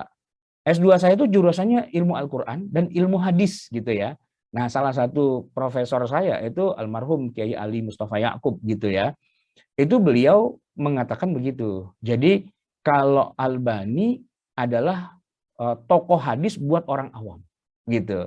Tapi kalau kita nggak pakai karena dia mainnya bukan di pro, dia mainnya di amatiran gitu. Di ya tokoh masyarakat umum oke lah, Anda hebat lah dalam hadis gitu ya. Tapi kita enggak gitu. Kita ini punya alur sendiri yang enggak seperti Albani itu gitu kan. Makanya kita kalau bikin makalah terus rujukannya menurut Albani itu dicoret-coret sama Prof. Ali itu. Anda itu bukan orang awam, Anda tuh mahasiswa S2. Kenapa rujukannya ke sini gitu loh. Enggak bisa. Rujukannya harus kitab-kitab yang muktamad, bukan Albani. Ya, itu pengalaman saya sih waktu kuliah S2 kayak gitu. Bukan berarti kita ngejelekin Albani itu enggak gitu. Tapi asal tahu aja, dia bukan ibaratnya balapan tuh dia balapan bukan di sirkuit gitu istilahnya, bukan F1 gitu ya kan. Balapan di sono di jalanan, balapan liar gitu. Ya kalau di balapan liar silahkan lah. Itu kalau yang di sirkuit yang pro itu enggak dianggap sebagai orang di dalam situ enggak gitu ya. Baik, ada lagi kah? Ini ada pertanyaan dari raise hand dari Mas Adi. Silakan Mas Adi. Oh iya, Pak Adifar, silakan Pak. Assalamualaikum Ustaz Asharwan. Ya, waalaikumsalam warahmatullahi wabarakatuh. Ini mohon maaf kalau saya keliru ya, mohon diluruskan. Dikenal ada istilah fikih klasik, fikih kontemporer, Ustaz. Ya. Mungkin bisa dijelaskan buat kita semua, karena begini, sesuatu yang baru terjadi di masa sekarang ini kan seringkali ada yang menghukuminya dengan fikih klasik gitu. Misalnya antara bank dan riba. Riba itu memang ada di zaman Rasul gitu kan. Sementara bank di zaman Rasul belum ada. Demikian Ustadz, terima kasih. Ya, jadi mungkin begini Pak Adi ya. Ilmu fikih ini sebenarnya kan ilmu yang tadi saya bilang ya, walaupun nggak diakui, tapi dalam kenyataannya umat Islam itu selalu pakai ilmu fikih sebenarnya gitu ya. Nah, ilmu fikih ini udah berjaya kira-kira selama 13 abad lah gitu. Berjaya tuh maksudnya istilahnya banyak tokohnya gitu ya. Lahir sepanjang zaman tuh ada tokoh-tokohnya, mereka punya penemuan-penemuan terbaru terus gitu sampai 1 abad yang lalu. Itu kayak berhenti gitu perkembangannya. Kayak masalah tuh udah selesai semua gitu. Jadi berhenti. Sudah nggak ada lagi ulamanya, sudah nggak ada lagi karya-karya terbarunya gitu. Nah, tapi yang jadi uniknya adalah begini, zaman tuh kan berubah ya setiap waktu. Cuman di 1 abad terakhir ini, itu perubahan zaman tuh kayak terjadi lonjakan gitu. Teknologi, tadinya orang nggak bisa terbang, ditemukan pesawat terbang. Tadinya orang nggak bisa ngomong jarak jauh, ada telepon, ada internet, ada apa dan sebagainya. Jadi wajah peradaban manusia itu kayak jungkir balik gitu. Sesuatu yang zaman dulu nggak kepikir, tiba-tiba sekarang nih berubah semua gitu ya. Bayangin coba, dulu sebelum Nabi lahir, orang sudah menggunakan emas dan perak sebagai alat tukar ekonomi gitu kan. Dan sampai 14 abad kemudian, orang masih menggunakan emas dan perak sebagai alat tukar. Tapi kita ternyata sekarang hidup di zaman di mana emas dan perak masih ada, masih benda logam mulia sih. Tapi nggak ada orang jual beli pakai emas, pakai perak secara fisik tuh nggak ada gitu loh. Karena sudah berubah alat tukarnya, sudah menjadi uang yang istilahnya uang dalam arti fisiknya sudah nggak ada, cuman kertas iya, tapi nilainya yang diambil. Nilainya bukan nilai intrinsik ya, tapi nilai nominal gitu. Uang itu adalah benda berharga yang diakui oleh suatu negara gitu. Jadi kalau nggak ada negaranya, nggak ada yang mengakui, berarti dia bukan uang gitu. Jadi kita nggak bisa nih ya bikin uang-uangan gitu, enggak. Ya kalau kita orang Indonesia uangnya rupiah, kalau Anda orang Jepang ya uangnya yen, kalau Anda orang Saudi uangnya adalah real, orang Anda Amerika ya uangnya dolar gitu kan. Nggak ada uang yang nggak ada siapa yang ngejamin gitu, nggak ada. Jadi bukan emas, bukan perak kan. Nah, ini kan perubahan yang sangat drastis banget gitu loh, ya kan? Nah, fikih yang ada selama ini itu fikih yang di zaman dulu semua itu gitu kan. Begitu ada perubahan, gini masalahnya. kitab fikih kita itu kebanyakan fikih klasik semua.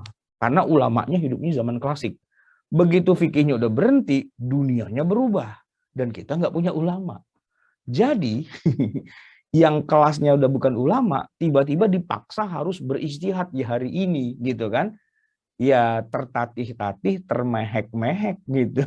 Sehingga kalau udah ngomongin yang realitas di zaman sekarang, ya pastinya banyak khilafiyah. Ya termasuk masalah bank gitu kan. Di zaman Nabi kan nggak ada bank gitu. Bank itu baru ada sekarang. Nah ketika kita ngomongin nyimpan duit di bank, kemudian ada bunganya, kemudian ada apa dan sebagainya, sebagian bilang itu riba, sebagian lagi bilang oh bukan riba gitu kan. Jadi apa? Jadi beda-beda. Nah fikih kontemporer itu memang dia unik ya, karena nggak pernah dibahas di fikih klasik. Baru muncul masalahnya hari ini, tapi pakarnya itu terbatas. Kalaupun dilakukan ijtihad di zaman sekarang, yang melakukannya kadang-kadang ya, bukan orang yang menguasai masalah itu, gitu istilahnya. Sehingga apa yang difikirkan tuh rada-rada ngambang gitu sebenarnya. Tapi apa boleh buat, itulah yang ada gitu ya. Nah maka fikih kontemporer itu dia ya kita harus siap mental kalau terjadi banyak perbedaan pendapat. Itu saya sih pesannya gitu ya. Kalau fikih klasik kan udah pastilah sholat zuhur 4 rakaat udah pastilah aturannya gitu kan. Udah nggak terlalu banyak perbedaan atau istilahnya kalaupun ada perbedaan, perbedaannya sudah resmi. Ini menurut mazhab ini, mazhab ini, mazhab ini. Tapi kalau fikih kontemporer hari ini, permasalahan yang muncul hari ini, itu sudah bukan perbedaan antar mazhab lagi. Sudah selesai mazhab itu. Nah yang sekarang perbedaan antar kita aja. Kita yang nggak sepakat gitu antara yang ustadz satu dengan ustadz yang lain, ada yang pokoknya haram, lalu yang lain bilang enggak gitu, haram enggak. Nah, itu yang sering terjadi tuh di kita tentang masalah fikih kontemporer. Oke, ada lagi kah yang lain? Silakan Rosiana.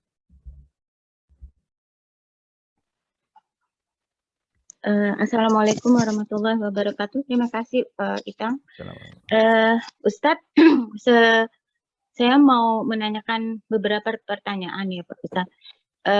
Pertama mengenai fikih ya, atau hukum yang berhubungan dengan masalah rokok. Rokok ini sebagian ulama kan mengatakan bahwa rokok itu haram. Tapi sebagian ulama lagi mengatakan tidak haram, dan mereka juga tetap ada sebagian ulama lah yang masih merokok gitu kan ya. Nah, kalau sudah dalam hal seperti ini, masalahnya ini saya tuh sebenarnya ingin menginformasikan terutama terhadap keluarga, di dalam keluarga saya yang masih ngerokok gitu loh. Karena kalau kita kasih tahu ini nih hadisnya gini nih, bukan hadisnya, ini tuh menurut ulama nih kayak gini nih, orang menurutmu itu rokok tuh udah haram gitu loh. Tapi di sisi lain orang yang kita kasih informasi, dia juga melihat bahwa ada beberapa ulama, ternyata ulama itu juga masih merokok gitu. Dan ulama-ulama itu adalah ulama-ulama yang istilahnya menjadi panutan, terutama untuk beberapa atau sebagian masyarakat. Itu yang pertama, Ustadz. Yang kedua. Jadi pertanyaannya? Iya, yang pertanyaannya sebenarnya hukum rokok itu tuh gimana, Ustadz gitu loh? Sebenarnya benar-benar haram atau antara haram dan tidak, atau maksudnya itu tergantung sama orang yang mau ngambil yang mana. Seperti tadi Ustadz bilang kalau fikih misalnya soal sholat gitu misalnya kan, atau misalnya ada yang kunut, ada yang nggak kunut. Nah, itu kan tergantung orang itu mau ngambil yang mana gitu kan. Nah, juga mengenai masalah rokok ini. Jadi ujungnya itu sebenarnya rokok itu sebenarnya itu haram atau tidak gitu loh. Kalau secara itu secara fikih. Saya jawab dulu ya, jangan pindah ke pertanyaan yang lain biar fokus. Begini, rokok itu halal apa haram? Yang jelas rokok tidak pernah dibahas di Al-Quran. Ya, kalau kita cari ayat yang ngomongin rokok nggak ada. Kalau ayat yang mengatakan janganlah kamu membunuh dirimu ada, janganlah kamu menceburkan dirimu dalam kebinasaan ada, tapi itu umum banget gitu ya, tidak secara spesifik rokok. Hadis Nabi juga begitu, tidak ada satupun hadis yang secara spesifik ngomongin rokok gitu. ya kan? Nah, begitu juga dalam ilmu fikih klasik, sepanjang 13 abad, para ulama tuh boleh dibilang hampir nggak pernah membahas bab rokok. Kemungkinan besarnya ya karena emang di masa mereka itu rokok itu bukan, ya istilahnya bukannya nggak ada sih ya, mungkin ada gitu, tapi tidak menjadi topik yang ramai dibicarakan gitu. Nah, kecuali di akhir-akhir zaman kita sekarang gitu ya, mulai ramai diperdebatkan yaitu dengan adanya penemuan terbaru, yaitu menurut WHO, menurut Badan Kesehatan Dunia, menurut kedokteran dan sebagainya, ini kok rokok banyak anunya ya, banyak madorotnya gitu istilahnya kan. Nah, dari data-data itu kemudian sebagian ulama di masa sekarang kemudian mengambil kesimpulan ya kalau gitu rokok haram deh gitu kan. Nah, jadi ketika Ibu bertanya, sebenarnya hukumnya rokok tuh gimana sih, haram apa enggak? Kalau saya jawab ya, di masa Nabi nggak ada fatwa tentang rokok. Di Quran, di hadis. Di masa sahabat nggak ada, karena rokoknya nggak ada gitu kan. Kalau rokoknya nggak ada, gimana mau keluarin fatwa kan gitu ya. Kemudian sepanjang ya sampai 13 abad itu belum ada. Rokoknya itu sendiri belum menjadi sesuatu yang kayak kita zaman sekarang gitu. Nah, di zaman modern inilah kemudian muncul, makanya ini masalah khilafiyah, masalah kontemporer, sesuatu yang tadinya nggak ada kemudian jadi ada dan kemudian dipelajari ya, sebagian kalangan mengambil kesimpulan ya rokok itu haram, sebagian lagi mengatakan itu makruh dan sebagian lagi mengatakan itu tidak mengapa gitu. Faktanya begitu gitu kan, faktanya begitu. Nah, jadi ya kalau kayak MUI kan gini, MUI sudah berdiri sejak tahun berapa? 80-an ya. Itu nggak pernah bikin fatwa tentang rokok. Fatwa tentang rokok itu baru muncul di MUI baru sekarang. Rokoknya sudah ada sejak zaman dulu. Sudah dari tahun 80-an itu sudah ada rokok, ya kan? Tapi fatwanya baru keluar sekarang-sekarang ini, gitu loh. Pertanyaannya, sebelum keluar fatwa rokok, rokok itu halal apa haram? Ya, belum dirumuskan gitu istilahnya. Baru dirumuskan itu baru MUI gitu kan. Nah, mungkin lembaga-lembaga yang lain juga beda-beda juga gitu ya. Sehingga saya bisa mengatakan bahwa rokok itu sebagian ulama di zaman sekarang memang ada yang secara tegas mengatakan itu haram. Dengan dasar itu membunuhmu, ya dengan dasar itu merusak dan sebagainya, itu iya. Tapi ya tadi seperti yang Ibu katakan bahwa nggak semua ulama sepakat dengan fatwa haramnya rokok itu, ya. Kita bisa saja nggak setuju dengan mereka gitu ya, tapi faktanya bahwa di antara lembaga-lembaga yang mengharamkan rokok, ya kan, dengan yang tidak bicara apa-apa dalam arti tidak komen apa-apa, itu juga sebenarnya agak-agak berimbang juga gitu ya kan. Dan buktinya umat Islam yang merokok tetap lebih banyak daripada yang tidak merokok gitu. Saya termasuk yang tidak merokok. Ya, saya tidak pernah merokok sejak saya sejak saya remaja, dewasa sampai punya anak gitu ya. Saya belum pernah merokok sebatang pun gitu. Mungkin dulu iseng-iseng gitu kan gitu, tapi langsung udah nggak suka gitu loh. Saya nggak ngerokok gitu ya kan. Tapi bahwa ada fatwa yang mengharamkan rokok, ya saya paham aja. Oh iya, memang ada yang mau bilang haram gitu ya. Tapi ada fatwa yang bilang tidak haram, ya paham juga sih gitu ya. Jadi saya sendiri tidak pernah mengatakan rokok haram, kayak gitu enggak. Tapi saya tidak merokok gitu dan saya menasehatkan kepada siapapun sebaiknya Anda tidak merokok gitu kan. Tapi saya tidak mengatakan bahwa rokok itu haram. Kenapa? Karena yang punya apa istilahnya, yang punya katakanlah privilege untuk mengatakan itu kan lembaga-lembaga fatwa gitu kan yang besar-besar. Saya mah bukan lembaga fatwa gitu kan. Ketika ada yang bilang rokok itu buruk, membunuh apa dan sebagainya, saya setuju gitu. Cuman kalau apakah menurut antum itu rokok pasti haram dan orang yang rokok pasti dosa masuk neraka jahanam, nggak keluar-keluar lagi? Saya nggak bilang begitu ya gitu. Tapi saya cuma bilang sebaiknya Anda nggak usah ngerokok gitu loh, ya kan. Nah itu kan bagaimana mengekspresikannya setiap orang bisa beda-beda. Gitu ya Bu ya? Baik Ustadz, kalau terus pertanyaan yang kedua ini mengenai musik ya Ustadz. Kan ini juga apa? Kalau saya nggak salah itu ada beberapa hadis yang katanya melarang, misalnya suara bunyi-bunyian sampai bunyi yang cuman ting ting ting ting ting itu juga termasuk haram gitu kan. Hadisnya Cuman, ada? saya kurang tahu, cuman kalau misalnya dengar dari ceramah gitu-gitu kan, karena ada beberapa ulama yang benar-benar keras banget bahwa mengatakan musik itu haram dalam bentuk apapun gitu kan ya. Tapi sebagian ulama juga mengatakan bahwa nggak apa-apa musik selama itu tidak menimbulkan hal-hal yang maksiat. Nah, kalau misalnya kita lihat juga pada zaman Rasul itu kan ada rebana ya kan, Tat ya. Nah, rebana itu kan sesuatu yang bunyi dan itu bisa dikategorikan musik gitu. Nah, kalau misalnya seperti model gitar, piano atau sebagainya itu kan memang pada saat zaman Rasul atau zaman-zaman sahabat Rasul, alat-alat musik seperti itu mungkin belum ada gitu loh. Nah, kalau kayak gini gimana? Oh, ada ya Ustaz? Ada. Tapi kalau musik pop The Beatles belum ada. Queen gitu belum ada. Tapi kalau gitar gitu, terus alat musik tradisional mereka bukan hanya yang perkusi ya, tapi yang ada melodinya do re mi fa sol la si do, itu sudah ada. Sudah ada. Nah, ini jadi gimana Ustadz? Kalau yang benernya gitu loh. Apakah sebenarnya musik itu boleh tapi dalam batasan tertentu atau memang benar-benar tidak boleh? Syukran Ustadz. Iya, baik. Ya, jadi ini yang ditanyakan Ibu emang hal-hal yang sebenarnya fatwanya itu memang khilafiyah di antara para ulama ya. Jadi gini, kalau dibilang di zaman Nabi nggak ada musik, sebenarnya nggak tepat juga ya. Karena dalam beberapa hal hadis-hadis yang menceritakan bahwa para wanita Ansor itu bernyanyi, memainkan alat musiknya dan sebagainya itu hadisnya sahih sebenarnya gitu.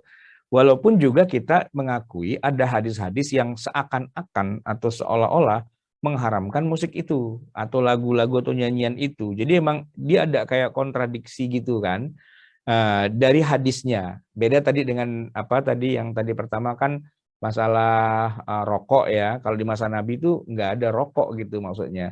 Nah kalau musik tuh udah ada gitu. Zaman Nabi sudah ada. Bahkan para sahabat tuh ada sebagiannya yang punya alat musik gitu dari impor dari negeri Romawi, dari Persia, dari India gitu ya, dengan berbagai macam alat musik tiup, seruling itu ada gitu kan.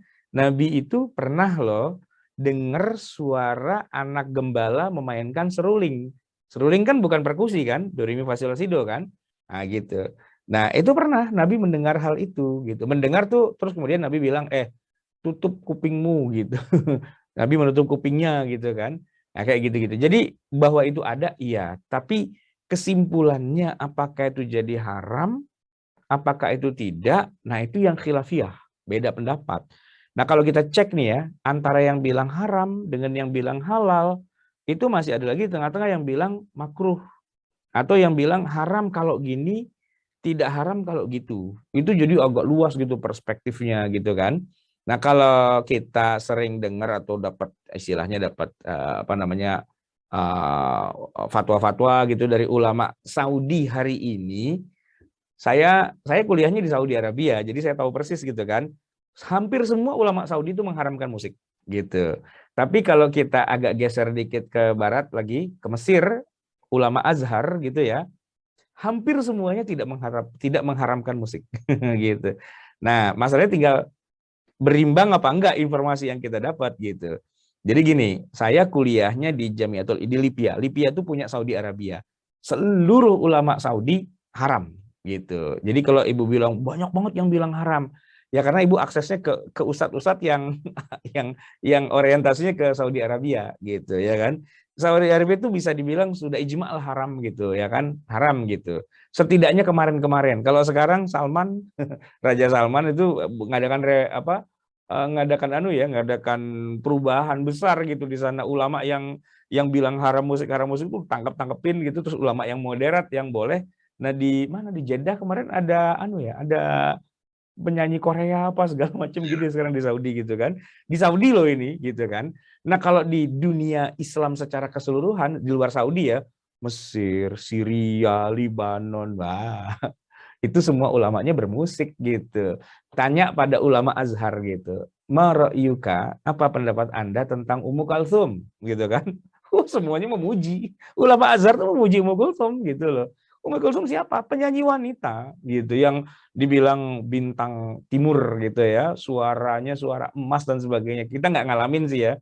Zamannya ibu saya dulu kuliah di Mesir tuh demenannya dengerin Ummu Kulsum gitu, dan rupanya para ulama Azhar sekalipun itu mereka demen dengan lagu-lagunya Ummu Kulsum gitu. Jadi ya saya melihatnya itu berimbang gitu, antara yang bilang haram, iya ada banyak, saya kenal semua dengan para ulama yang bilang haram, tapi yang bilang nggak apa-apa ya, atau istilahnya nggak apa-apanya dengan syarat nggak boleh begini, nggak boleh begitu. Nah, jadi ya itu sesuatu yang khilafiyah aja sih sebenarnya. Di Indonesia ulama yang bukan ulama sih ya, tokoh lah yang menghalalkan musik 100% ya Bang Haji Rhoma Irama. Iya kan, Bang Haji Rhoma Irama itu halal semua gitu, mau pakai gitar, mau pakai apa, bahkan pakai penari latar, ibu-ibu pakai jilbab pada joget-joget di belakang gitu kan. Itu Haji Rhoma Irama. Nanti ada ustadz-ustadz yang bilang haram itu nggak boleh gitu, ya ada juga gitu ya. Kita mau nggak mau harus bisa terbuka hati kita dengan realitas perbedaan pendapat itu. Kalau ditanya terus gimana sebenarnya hukumnya, ya hukumnya khilafiyah gitu. Karena dari kitab-kitab fikih yang klasik sampai kitab fikih modern dan para ulama klasik, ulama modern itu nggak pernah kompak untuk mengatakan musik itu haram gitu, enggak. Atau musik itu halal juga enggak. Yang mengharamkan ada, yang menghalalkan ada, dan itulah fakta bahwa memang dalam banyak hal kita terpaksanya harus mendarat pada tanah kenyataan gitu ya, pada hamparan kenyataan memang ada perbedaan di situ. Ya sudah, kalau emang udah begitu, kita tinggal tahu diri aja. Kalau kita ketemu teman yang anti musik, ya kita nggak usah setel musik lah, menghormati dia, gitu kan. Sama dengan beginilah, saya naik mobil nih gitu kan, sama istri saya. Istri saya tuh kurang suka, atau bukan kurang suka, ya istilahnya dunianya bukan lagu-lagu zaman saya gitu. Jadi ya saya nyetel lagu kira-kira yang dia nyambung lah gitu ya, yang sezaman sama dia, karena dia nggak bisa bedain itu mana The Beatles, mana Rolling Stone, mana dia nggak bisa bedain karena bukan zamannya. Ya udah kita ngikutin lah gitu. Nah kalau saya naik mobil sama ustadz-ustadz yang anti musik, ya saya ganti murotal Quran aja, kan kita menghormati gitu kan. Dengerin musik, langsung astagfirullah, haram, ya udah kita ganti murotal gitu kan. Nah gitu. Tapi kalau gimana, musik boleh nggak menurut ente? Boleh, ya udah kita nyalain musiknya gitu kan. Jadi ya sebenarnya kita luas aja sih mestinya. Ya kita hormati mereka yang bilang musik haram, kita hormati, dan mereka yang bilang musik halal juga kita pahami gitu. Jangan kemudian kitanya jadi kayak harus pilih salah satu, enggak juga. Itu faktanya enggak semuanya sepakat bulat tentang halal atau haramnya musik gitu ya. Oke. Ustadz sedikit lagi boleh ya Itang, sedikit lagi. Maaf, ini kaitannya dengan musik juga Ustadz. Saya juga kurang paham ini hadis atau apa ya. Ada yang mengatakan bahwa kalau seorang penghafal Quran atau udah hafiz Quran, lalu dia suka dengan musik atau dia mendengarkan musik, maka hafalan Qurannya itu akan hilang sama sekali atau dia akan lupa. Nah, kalau hal terkait dengan hal seperti ini itu gimana Ustadz gitu loh? Syukran Ustadz. Jadi sebenarnya ini sebuah nasihat ya. Anda kan lagi konsen ngapalin Quran, udahlah berhenti main musiknya, ntar lupa lagi hafalan Qurannya. Gitu loh sebenarnya ya. Bukan yang gara-gara dengerin musik terus semua yang hafal jadi hilang semua gitu, ya enggak juga. Ya buktinya saya dengerin musik tapi hafalan Quran saya enggak hilang. Enggak hilang. Hilang tuh karena nggak pernah di murojaah gitu kan. Hilang tuh karena nggak pernah diulang-ulang. Nah kalau tiap hari murojaah, saya di Jogja ya, keluarga saya banyak yang pada punya pesantren. Pesantrennya itu pesantren tahfizul Quran gitu. Jadi anak kecil-kecil tuh pada hafal Quran gitu. Ya mereka hafal Quran, bacain ujung mana baca, itu tiap hari mereka terus gitu nggak pernah berhenti baca Quran. Tapi kalau udah yang namanya hari Maulidan gitu ya atau apa, ya mereka nyanyi qosidahan lah, mereka nyanyi apa dan sebagainya. Dan nggak hilang hafalannya, nggak istilahnya nggak, wah gara-gara dengerin musik terus hilang gitu, nggak juga. Cuma itu adalah nasihat gitu ya. Anda nih kan lagi ngapalin Quran, konsen lah ngapalin Quran itu, jangan nyanyi mulu, ntar lupa lagi hafalannya. Cuman gitu doang sebenarnya sih, bukan yang bukan yang begitu dengerin musik langsung hilang gitu ya, enggak. Coba aja cek gitu, mereka yang pada hafal Quran itu kalau mereka dengerin ayat Quran, dengerin lagu gitu terus hilang gitu, enggak se ekstrim itu. Ya cuman kadang-kadang ada yang suka pada apa sih, pada suka bergaya gitu kan, wah langsung tutup, kenapa, takut hilang, alah. Enggak juga gitu, enggak juga lah.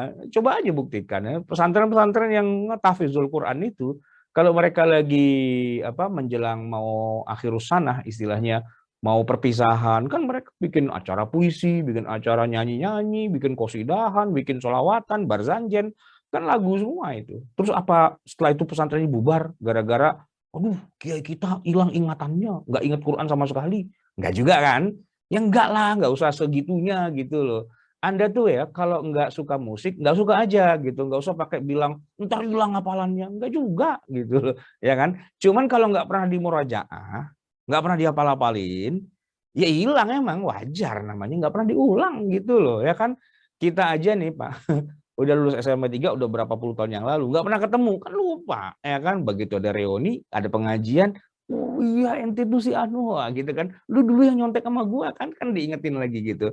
Apakah itu gara-gara kita dengerin musik? Ya enggak juga gitu. Cuman memang teman-teman teman-teman saya yang pada ustadz tuh yang suka lebay gitu. Dia anti musik gitu. Cuman nakut-nakutin orang dengan cara kayak gitu. Saya bilang nggak sehat ente cara nasehatinnya. Nggak kayak gitu juga. Ente nggak suka musik nggak suka aja. Tapi nggak usah nakut-nakutin orang nyebarin hal-hal yang ente sendiri yang kejirat gitu. Buktinya ribuan penghafal Quran di Indonesia, mereka juga bermusik kok dan nggak hilang hafalannya, ya kan? Nah, cuman memang bagusnya ya, anak lagi belajar ngafalin Quran, sebaiknya waktunya digunakan untuk ya banyak murojaah, jangan main game, ya kan? Jangan nonton TV mulu, jangan nyanyi mulu, kan gitu kan istilahnya kan? Iya, tapi bukan berarti kemudian kalau itu terus gara-gara itu langsung jadi hilang hafalannya, enggak juga. Oke. Ya, cukup Ustadz. Udah lagi Ya. hafalin. Terima kasih, Kang. Terima kasih, Oci. Kita mulai Saya baca sebentar. pertanyaan Ustadz ya. Dari pertanyaan dari chat dari Dodi Ermawan. Assalamualaikum warahmatullahi wabarakatuh Pak Ustadz. Topik dan pembahasannya sangat menarik. Izin bertanya, dari realita banyak mazhab dalam fikih timbul polemik di tengah umat Islam.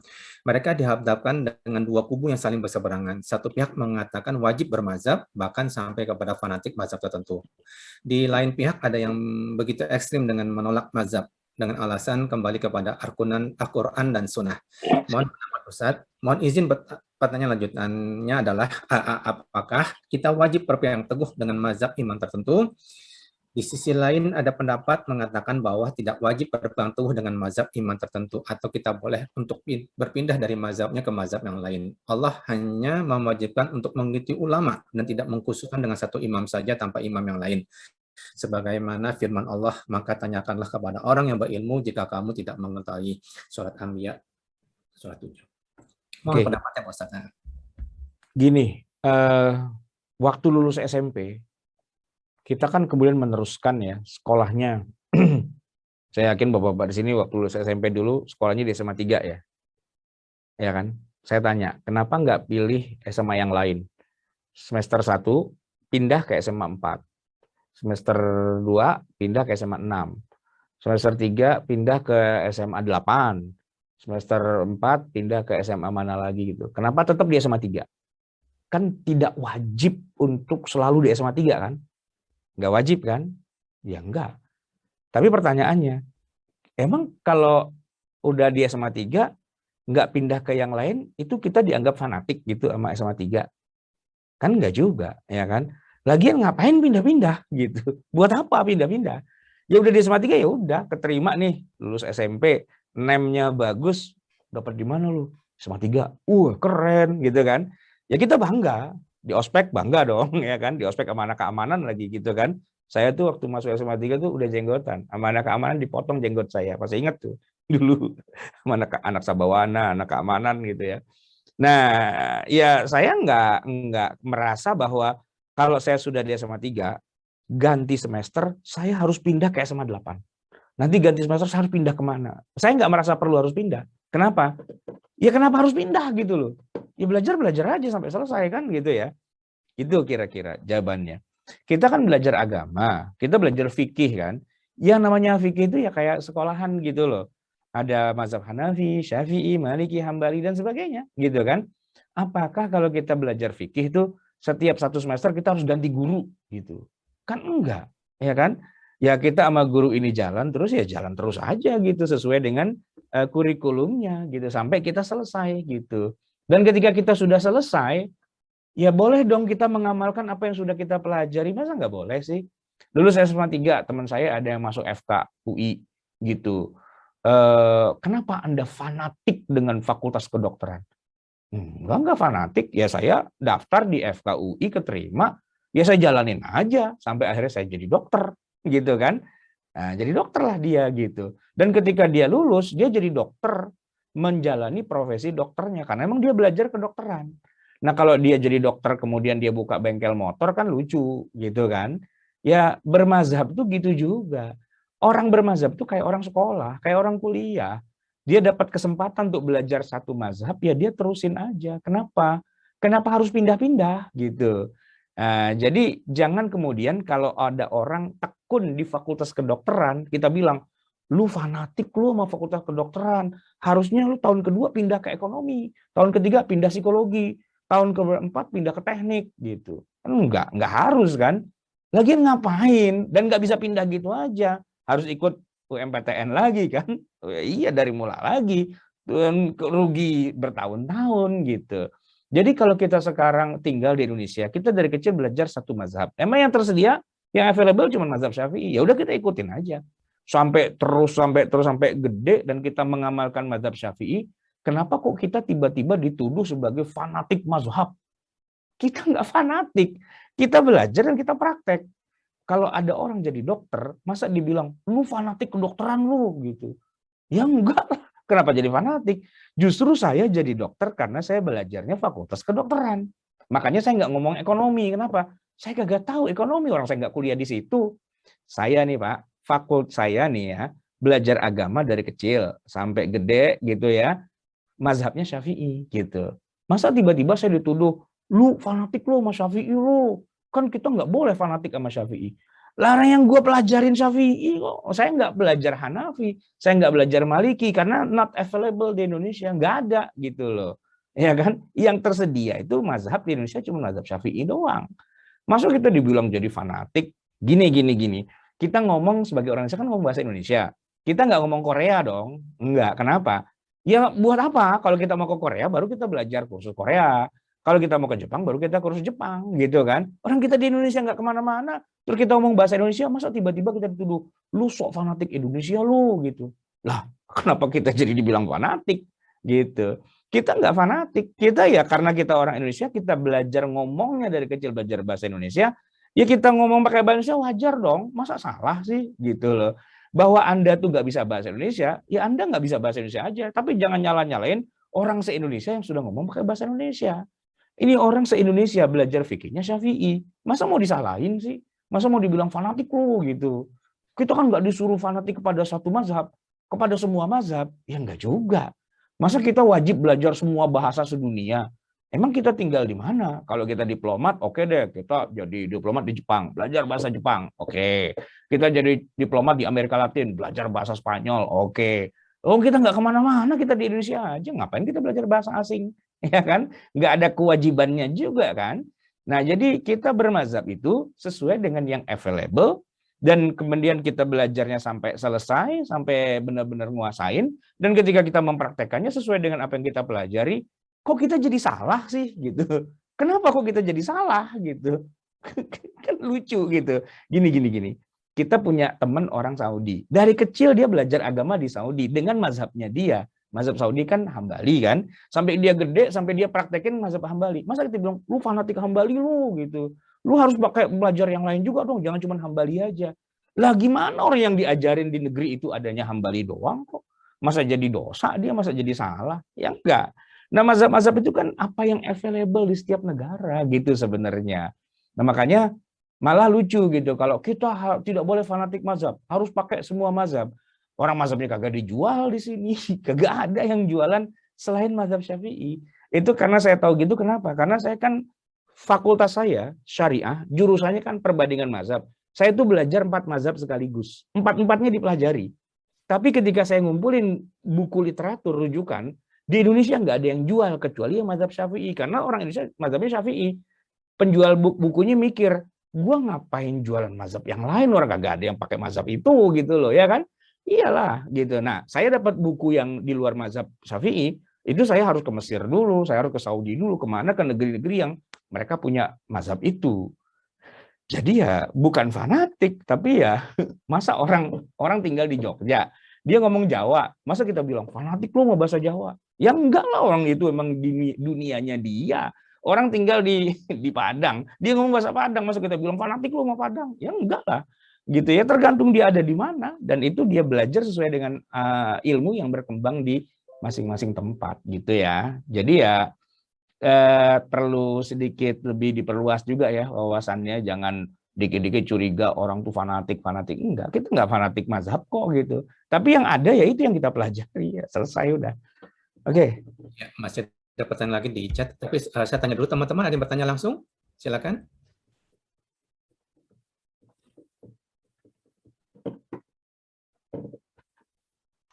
Waalaikumsalam Ustaz. Ya, waalaikumsalam warahmatullahi. Ya, saya Farizal Ustaz. Ya, Dalam silakan. konteks fikih ini kan selalu terjadi perdebatan, bahkan ada kalau satu pihak yang menempatkan bahwa ini ikhtilaf, tapi di pihak lain ada yang udah kayak lakum dinukum waliyadin, nggak yang seperti Ustadz bilang, nggak ikut kita salah bid'an neraka, gitu loh. Bagaimana sih fikih melihat seperti pengertian, oh ini jumhur ulama, oh ini tidak, tapi kenyataannya tidak sepakat gitu loh. Kalau menurut orang ini, oh ini seluruh ulama sudah sepakat, tapi ada pihak lain yang mengatakan, oh enggak, karena ini doif. Nah, hal-hal seperti itu tuh bagaimana menyikapinya supaya nantinya umat tidak terlalu pecah dengan urusan-urusan yang menurut saya harusnya bisa dikompromikan gitu loh. Iya, iya. Bagaimana itu, Ustaz? Baik, ini pertanyaan bagus banget ya. Jadi gini, memang banyak para narasumber atau ustadz gitu ya yang kalau ngomong tuh kayak udah paling benar sendiri gitu ya. Tapi gini, saya juga kayak gitu sebenarnya, aslinya gitu. Paling enggak sebelum saya kuliah di Fakultas Syariah jurusan perbandingan mazhab, kecenderungannya kayak gitu. Artinya lebih menggiring orang opini kepada pendapat saya atau minimal pendapat kelompok saya atau kelompok ya guru saya lah gitu kan, alirannya saya gitu loh. Itu memang naluri ya, siapapun akan begitu gitu loh, mendoktrin murid-muridnya atau kelompoknya atau pengajiannya di mana yang benar saya doang, yang lain salah semua gitu. Itu naluri gitu. Saya nggak mengatakan kecenderungan satu kelompok begitu, enggak. Itu setiap kita pasti begitu gitu loh. Ya kan? Nah, tapi begini, memang yang uniknya gini, ketika saya dulu pernah juga berada pada etape atau masa-masa kayak gitu, lama-lama saya bosan juga. Bosan juga gitu, mengklaim, dikit-dikit mengklaim.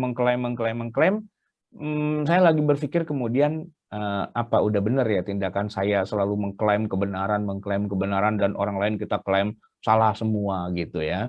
Nah, sampai akhirnya saya punya kesempatan kuliah. Kuliahnya unik nih Pak ya. Jadi fakultasnya namanya syariah, jurusannya perbandingan mazhab. Kita dikenalkan kepada 4 mazhab sekaligus.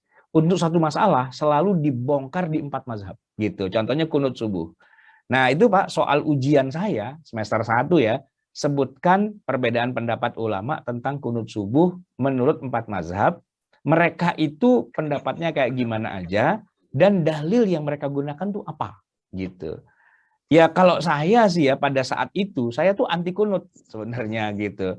Cuman kalau saya jawab soalnya adalah pokoknya yang benar kunut itu tidak ada, titik gitu. Ya saya kagak lulus Pak, kagak lulus. Karena yang ditanya bukan itu, bukan apa pendapat Anda, tapi jelaskan perbedaan pendapat di kalangan 4 mazhab. Nah, saya harus bisa nyebutin tuh 4 mazhab. Walaupun saya nggak setuju dengan mazhab itu, gitu ya. Tapi saya harus nulis, ada mazhab ini namanya, pendapatnya ini, dalilnya ini. 4-4-nya harus ditulis semua, biar saya dapat nilai, gitu. Nah, dari semester 1 sampai semester 8, memang itu core bisnis mata kuliah perbandingan mazhab, membandingkan terus, gitu loh. Nah, dengan itu kemudian saya jadi terbiasa melihat perbandingan atau perbedaan, gitu kan. Jadi biasa-biasa aja. Justru kalau satu masalah kok para ulama kompak, itu malah nggak kita bahas. Kenapa? Nggak ada khilafiyahnya, gitu. Jadi objek penelitian atau objek pembahasan kita tuh cari yang banyak khilafiyahnya. Kenapa? Karena itulah materi kita sebenarnya. Nanti akan keluar di soal ujian tuh yang banyak khilafiyahnya, gitu kan. Nah, dengan tahu banyak khilafiyah itu, secara tidak sadar, saya jadi kayak terbiasa udah melihat perbedaan banyak banget.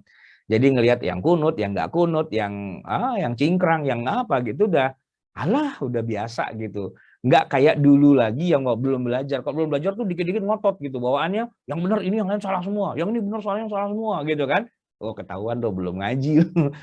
belum banyak literaturnya. Tapi begitu sudah masuk ke fakultas syariah perbandingan mazhab, nah di situ baru ternyata luas ya alam semesta ya gitu ya kan. Banyak banget gitu perbedaan-perbedaan dan kita udah nggak merasa kayak gimana ya, udah nggak merasa bahwa saya harus belain yang ini nih, gitu enggak. Ya bahwa misalnya saya tidak kunut atau saya kunut atau saya apa gitu ya, itu nggak ada pengaruhnya. Cuman wawasan saya tuh jadi tambah luas, sehingga kalau saya menyampaikan sesuatu, justru kalau saya cuman menyampaikan yang sesuai dengan selera saya aja, saya kayak merasa berkhianat gitu dengan ilmu gitu kan. Maka kalau ada orang nanya, Ustadz gimana hukumnya kunut subuh? Selalu saya bilang ada 4 pendapat ya, pendapat mazhab Hanafi, Maliki, Syafi'i, Hambali. Yang ini begini, yang ini begini, yang ini panjang gitu kan. Karena udah terbiasa jawab soal ujian akhir semester tuh kayak gitu modelnya. Tinggal muridnya yang bingung. Oke Ustadz, itu kan udah panjang lebar. Terus yang benar yang mana? Nah, bukan masalah yang benar yang mana. Pertanyaannya saya koreksi. Mungkin ente mau nanya, terus saya kunut apa enggak? Gitu kali ya. Iya, Ustaz. Antum kunut enggak? Kalau saya kunut, karena dari kecil saya diajarin kayak gitu. Dan itu ternyata mazhab Syafi'i kayak gitu. Tapi bukan berarti kalau enggak kunut salah. Kan saya udah jelaskan panjang lebar gitu kan. Nah, sehingga ketika nanti ada yang mau kunut, mau enggak kunut dan sebagainya, itu semua sudah ada istilahnya, udah ada kolom-kolomnya lah, udah ada tempatnya, silahkan aja diekspresikan di masing-masing mazhab itu, nggak ada masalah kok gitu ya. Oke. Terima kasih Farizal, masih bertanya langsung? Saya lanjut Pak Ustadz ya, terakhir Pak Ustadz ya pertanyaannya ya. Ya. Ini dari Firman. Satu, apa urgensi kias dalam penentuan hukum syariah? Lalu kedua, bagaimana cara mengatasi agar kias tidak terkesan cocologi? Kias itu Pak, sebenarnya kalau menurut saya 90% bangunan agama kita itu kias. 90%. Yang pakai dalil asli dari Quran dan Sunnah itu cuma 10%. 90%-nya malah kias gitu. Saya kasih contoh nih ya. Ibu-ibu kalau lagi haid kan nggak boleh sholat ya kan, nggak boleh puasa gitu kan, apalagi nggak boleh banyak lah, nggak boleh hubungan suami istri dan sebagainya kan kalau lagi haid gitu. Itu hadisnya banyak. Saya tanya nih kalau ada ibu-ibu di sini, itu kan kalau lagi haid. Pertanyaan saya geser sedikit.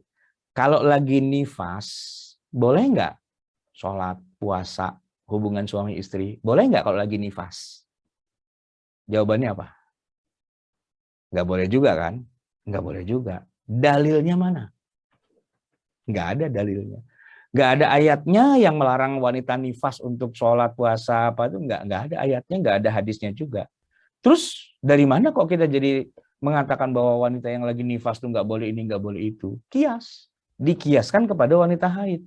Jadi orang nifas itu hukumnya disamakan dengan orang lagi haid, antara yang tidak boleh dengan yang boleh gitu ya.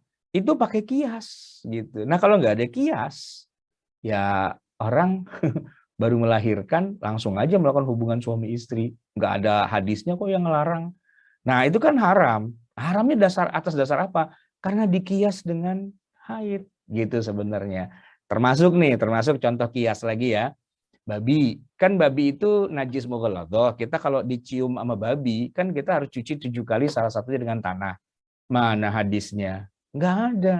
Hadis mencuci dengan tanah, dengan air 7 kali, salah satunya dengan tanah, itu hadis air liur anjing sebenarnya. Kalau babi malah nggak ada. Tapi kenapa kita memperlakukan babi sama dengan anjing? Itu juga kias. Antara babi dengan anjing itu dikias gitu, ya kan? Maka 90% bangunan agama Islam itu kias sebenarnya gitu. Cuman kita nggak sadar aja bahwa itu ternyata kias gitu kan. Narkoba kan nggak boleh kita konsumsi. Emang ada ayatnya? Nggak ada. Emang ada hadisnya? Nggak ada.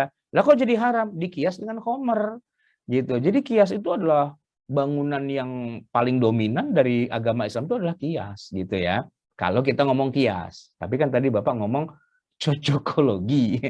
Nah, ya jauh lah antara kias dengan cocokologi gitu. Cocokologi itu orang kayak gini, orang kayak mau melakukan kias tapi nafsu besar tenaga kurang gitu ya, tidak memenuhi syarat untuk dikiaskan. Maka sebagai sebuah ejekannya, itu mau bukan kias, itu namanya cocokologi gitu. Lu maksa aja nyocok-nyocokin aja lu padahal kagak gitu kan. Nah, maka kita mencela, bukan mencela sih ya, menjuluki orang yang sok kias tapi nggak bener gitu ya, itu cocokologi gitu. Nah terus yang bisa melakukan kias siapa ya? Para ulama sebenarnya. Kita tuh tidak pernah memproduksi hukum, kita tuh gini ibarat kata, mobil atau motor yang dibikin dipabrikan di ATMP itu ya, APMT apa ATMC ya itu ya, itu kan pabriknya tuh ya. Kita tuh diajak tur aja gitu loh, tur ke dalam pabrik motor. Lihat bagaimana cara bikinnya, ternyata begitu, begini. Udah kan selesai tur sehari itu, apakah pulang kita langsung bisa bikin motor? Ya enggak. Kita cuma tahu, gitu ya cara bikinnya. Udah gitu doang. Kias tuh gitu, kita nggak bisa melakukan kias sendiri tuh nggak bisa. Yang melakukan kias ya pabriknya gitu. Cuman kita belajar dari pabriknya diajak tur, gitu ternyata dikias ya gitu kan. Tapi kalau coba lu kias sendiri, nggak bisa. Nggak bisa. Ya harus para ulama yang expert di bidangnya, harus Honda yang melakukannya, harus Toyota yang melakukannya. Bukan kita bengkel pinggir jalan terus mencoba merakit. Bisa sih merakit tapi nggak jadi motor Honda, jadi odong-odong gitu ya.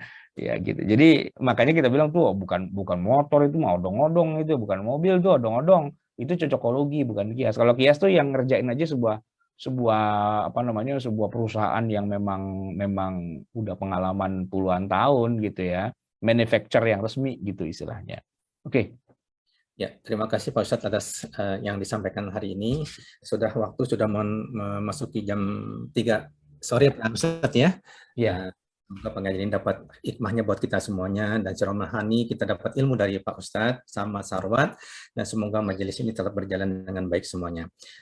Mari kita tutup pengajian ini ya dengan doa penutup majelis Pak Ustadz ya. Subhanaka Allahumma wa bihamdika wa asyhadu illa anta astaghfiruka wa atubu ilaik. Silakan Pak Ustadz untuk doanya pada hari ini untuk sebagai doa penutup. Bismillahirrahmanirrahim. Alhamdulillahirabbil alamin. Hamdan yuwafi ni'amahu wa yukafi'u mazidah. Ya Rabbana lakal hamdu wa lakal syukru kama yanbaghi li jalali wajhika wa li 'azimi sultanik. Allahumma shalli wa sallim wa barik ala nabiyyina Muhammadin wa ala ali Muhammad. Rabbana zalamna anfusana wa illam taghfir lana wa tarhamna lanakunanna minal khasirin. Rabbana amanna bima anzalta wa taba'na ar-rasula faktubna ma'asy syahidin. Rabbana la tuzigh qulubana ba'da idh hadaitana wa hab lana min ladunka rahmah innaka antal wahhab. Rabbana atina fid dunya hasanah wa fil akhirati hasanah wa qina adzabannar. Sallallahu ala nabiyyina Muhammadin wa ala alihi wa sahbihi wasallam. Subhana rabbika rabbil izzati amma yasifun wa salamun alal mursalin walhamdulillahi rabbil alamin. Wassalamualaikum warahmatullahi wabarakatuh. Waalaikumsalam warahmatullahi wabarakatuh.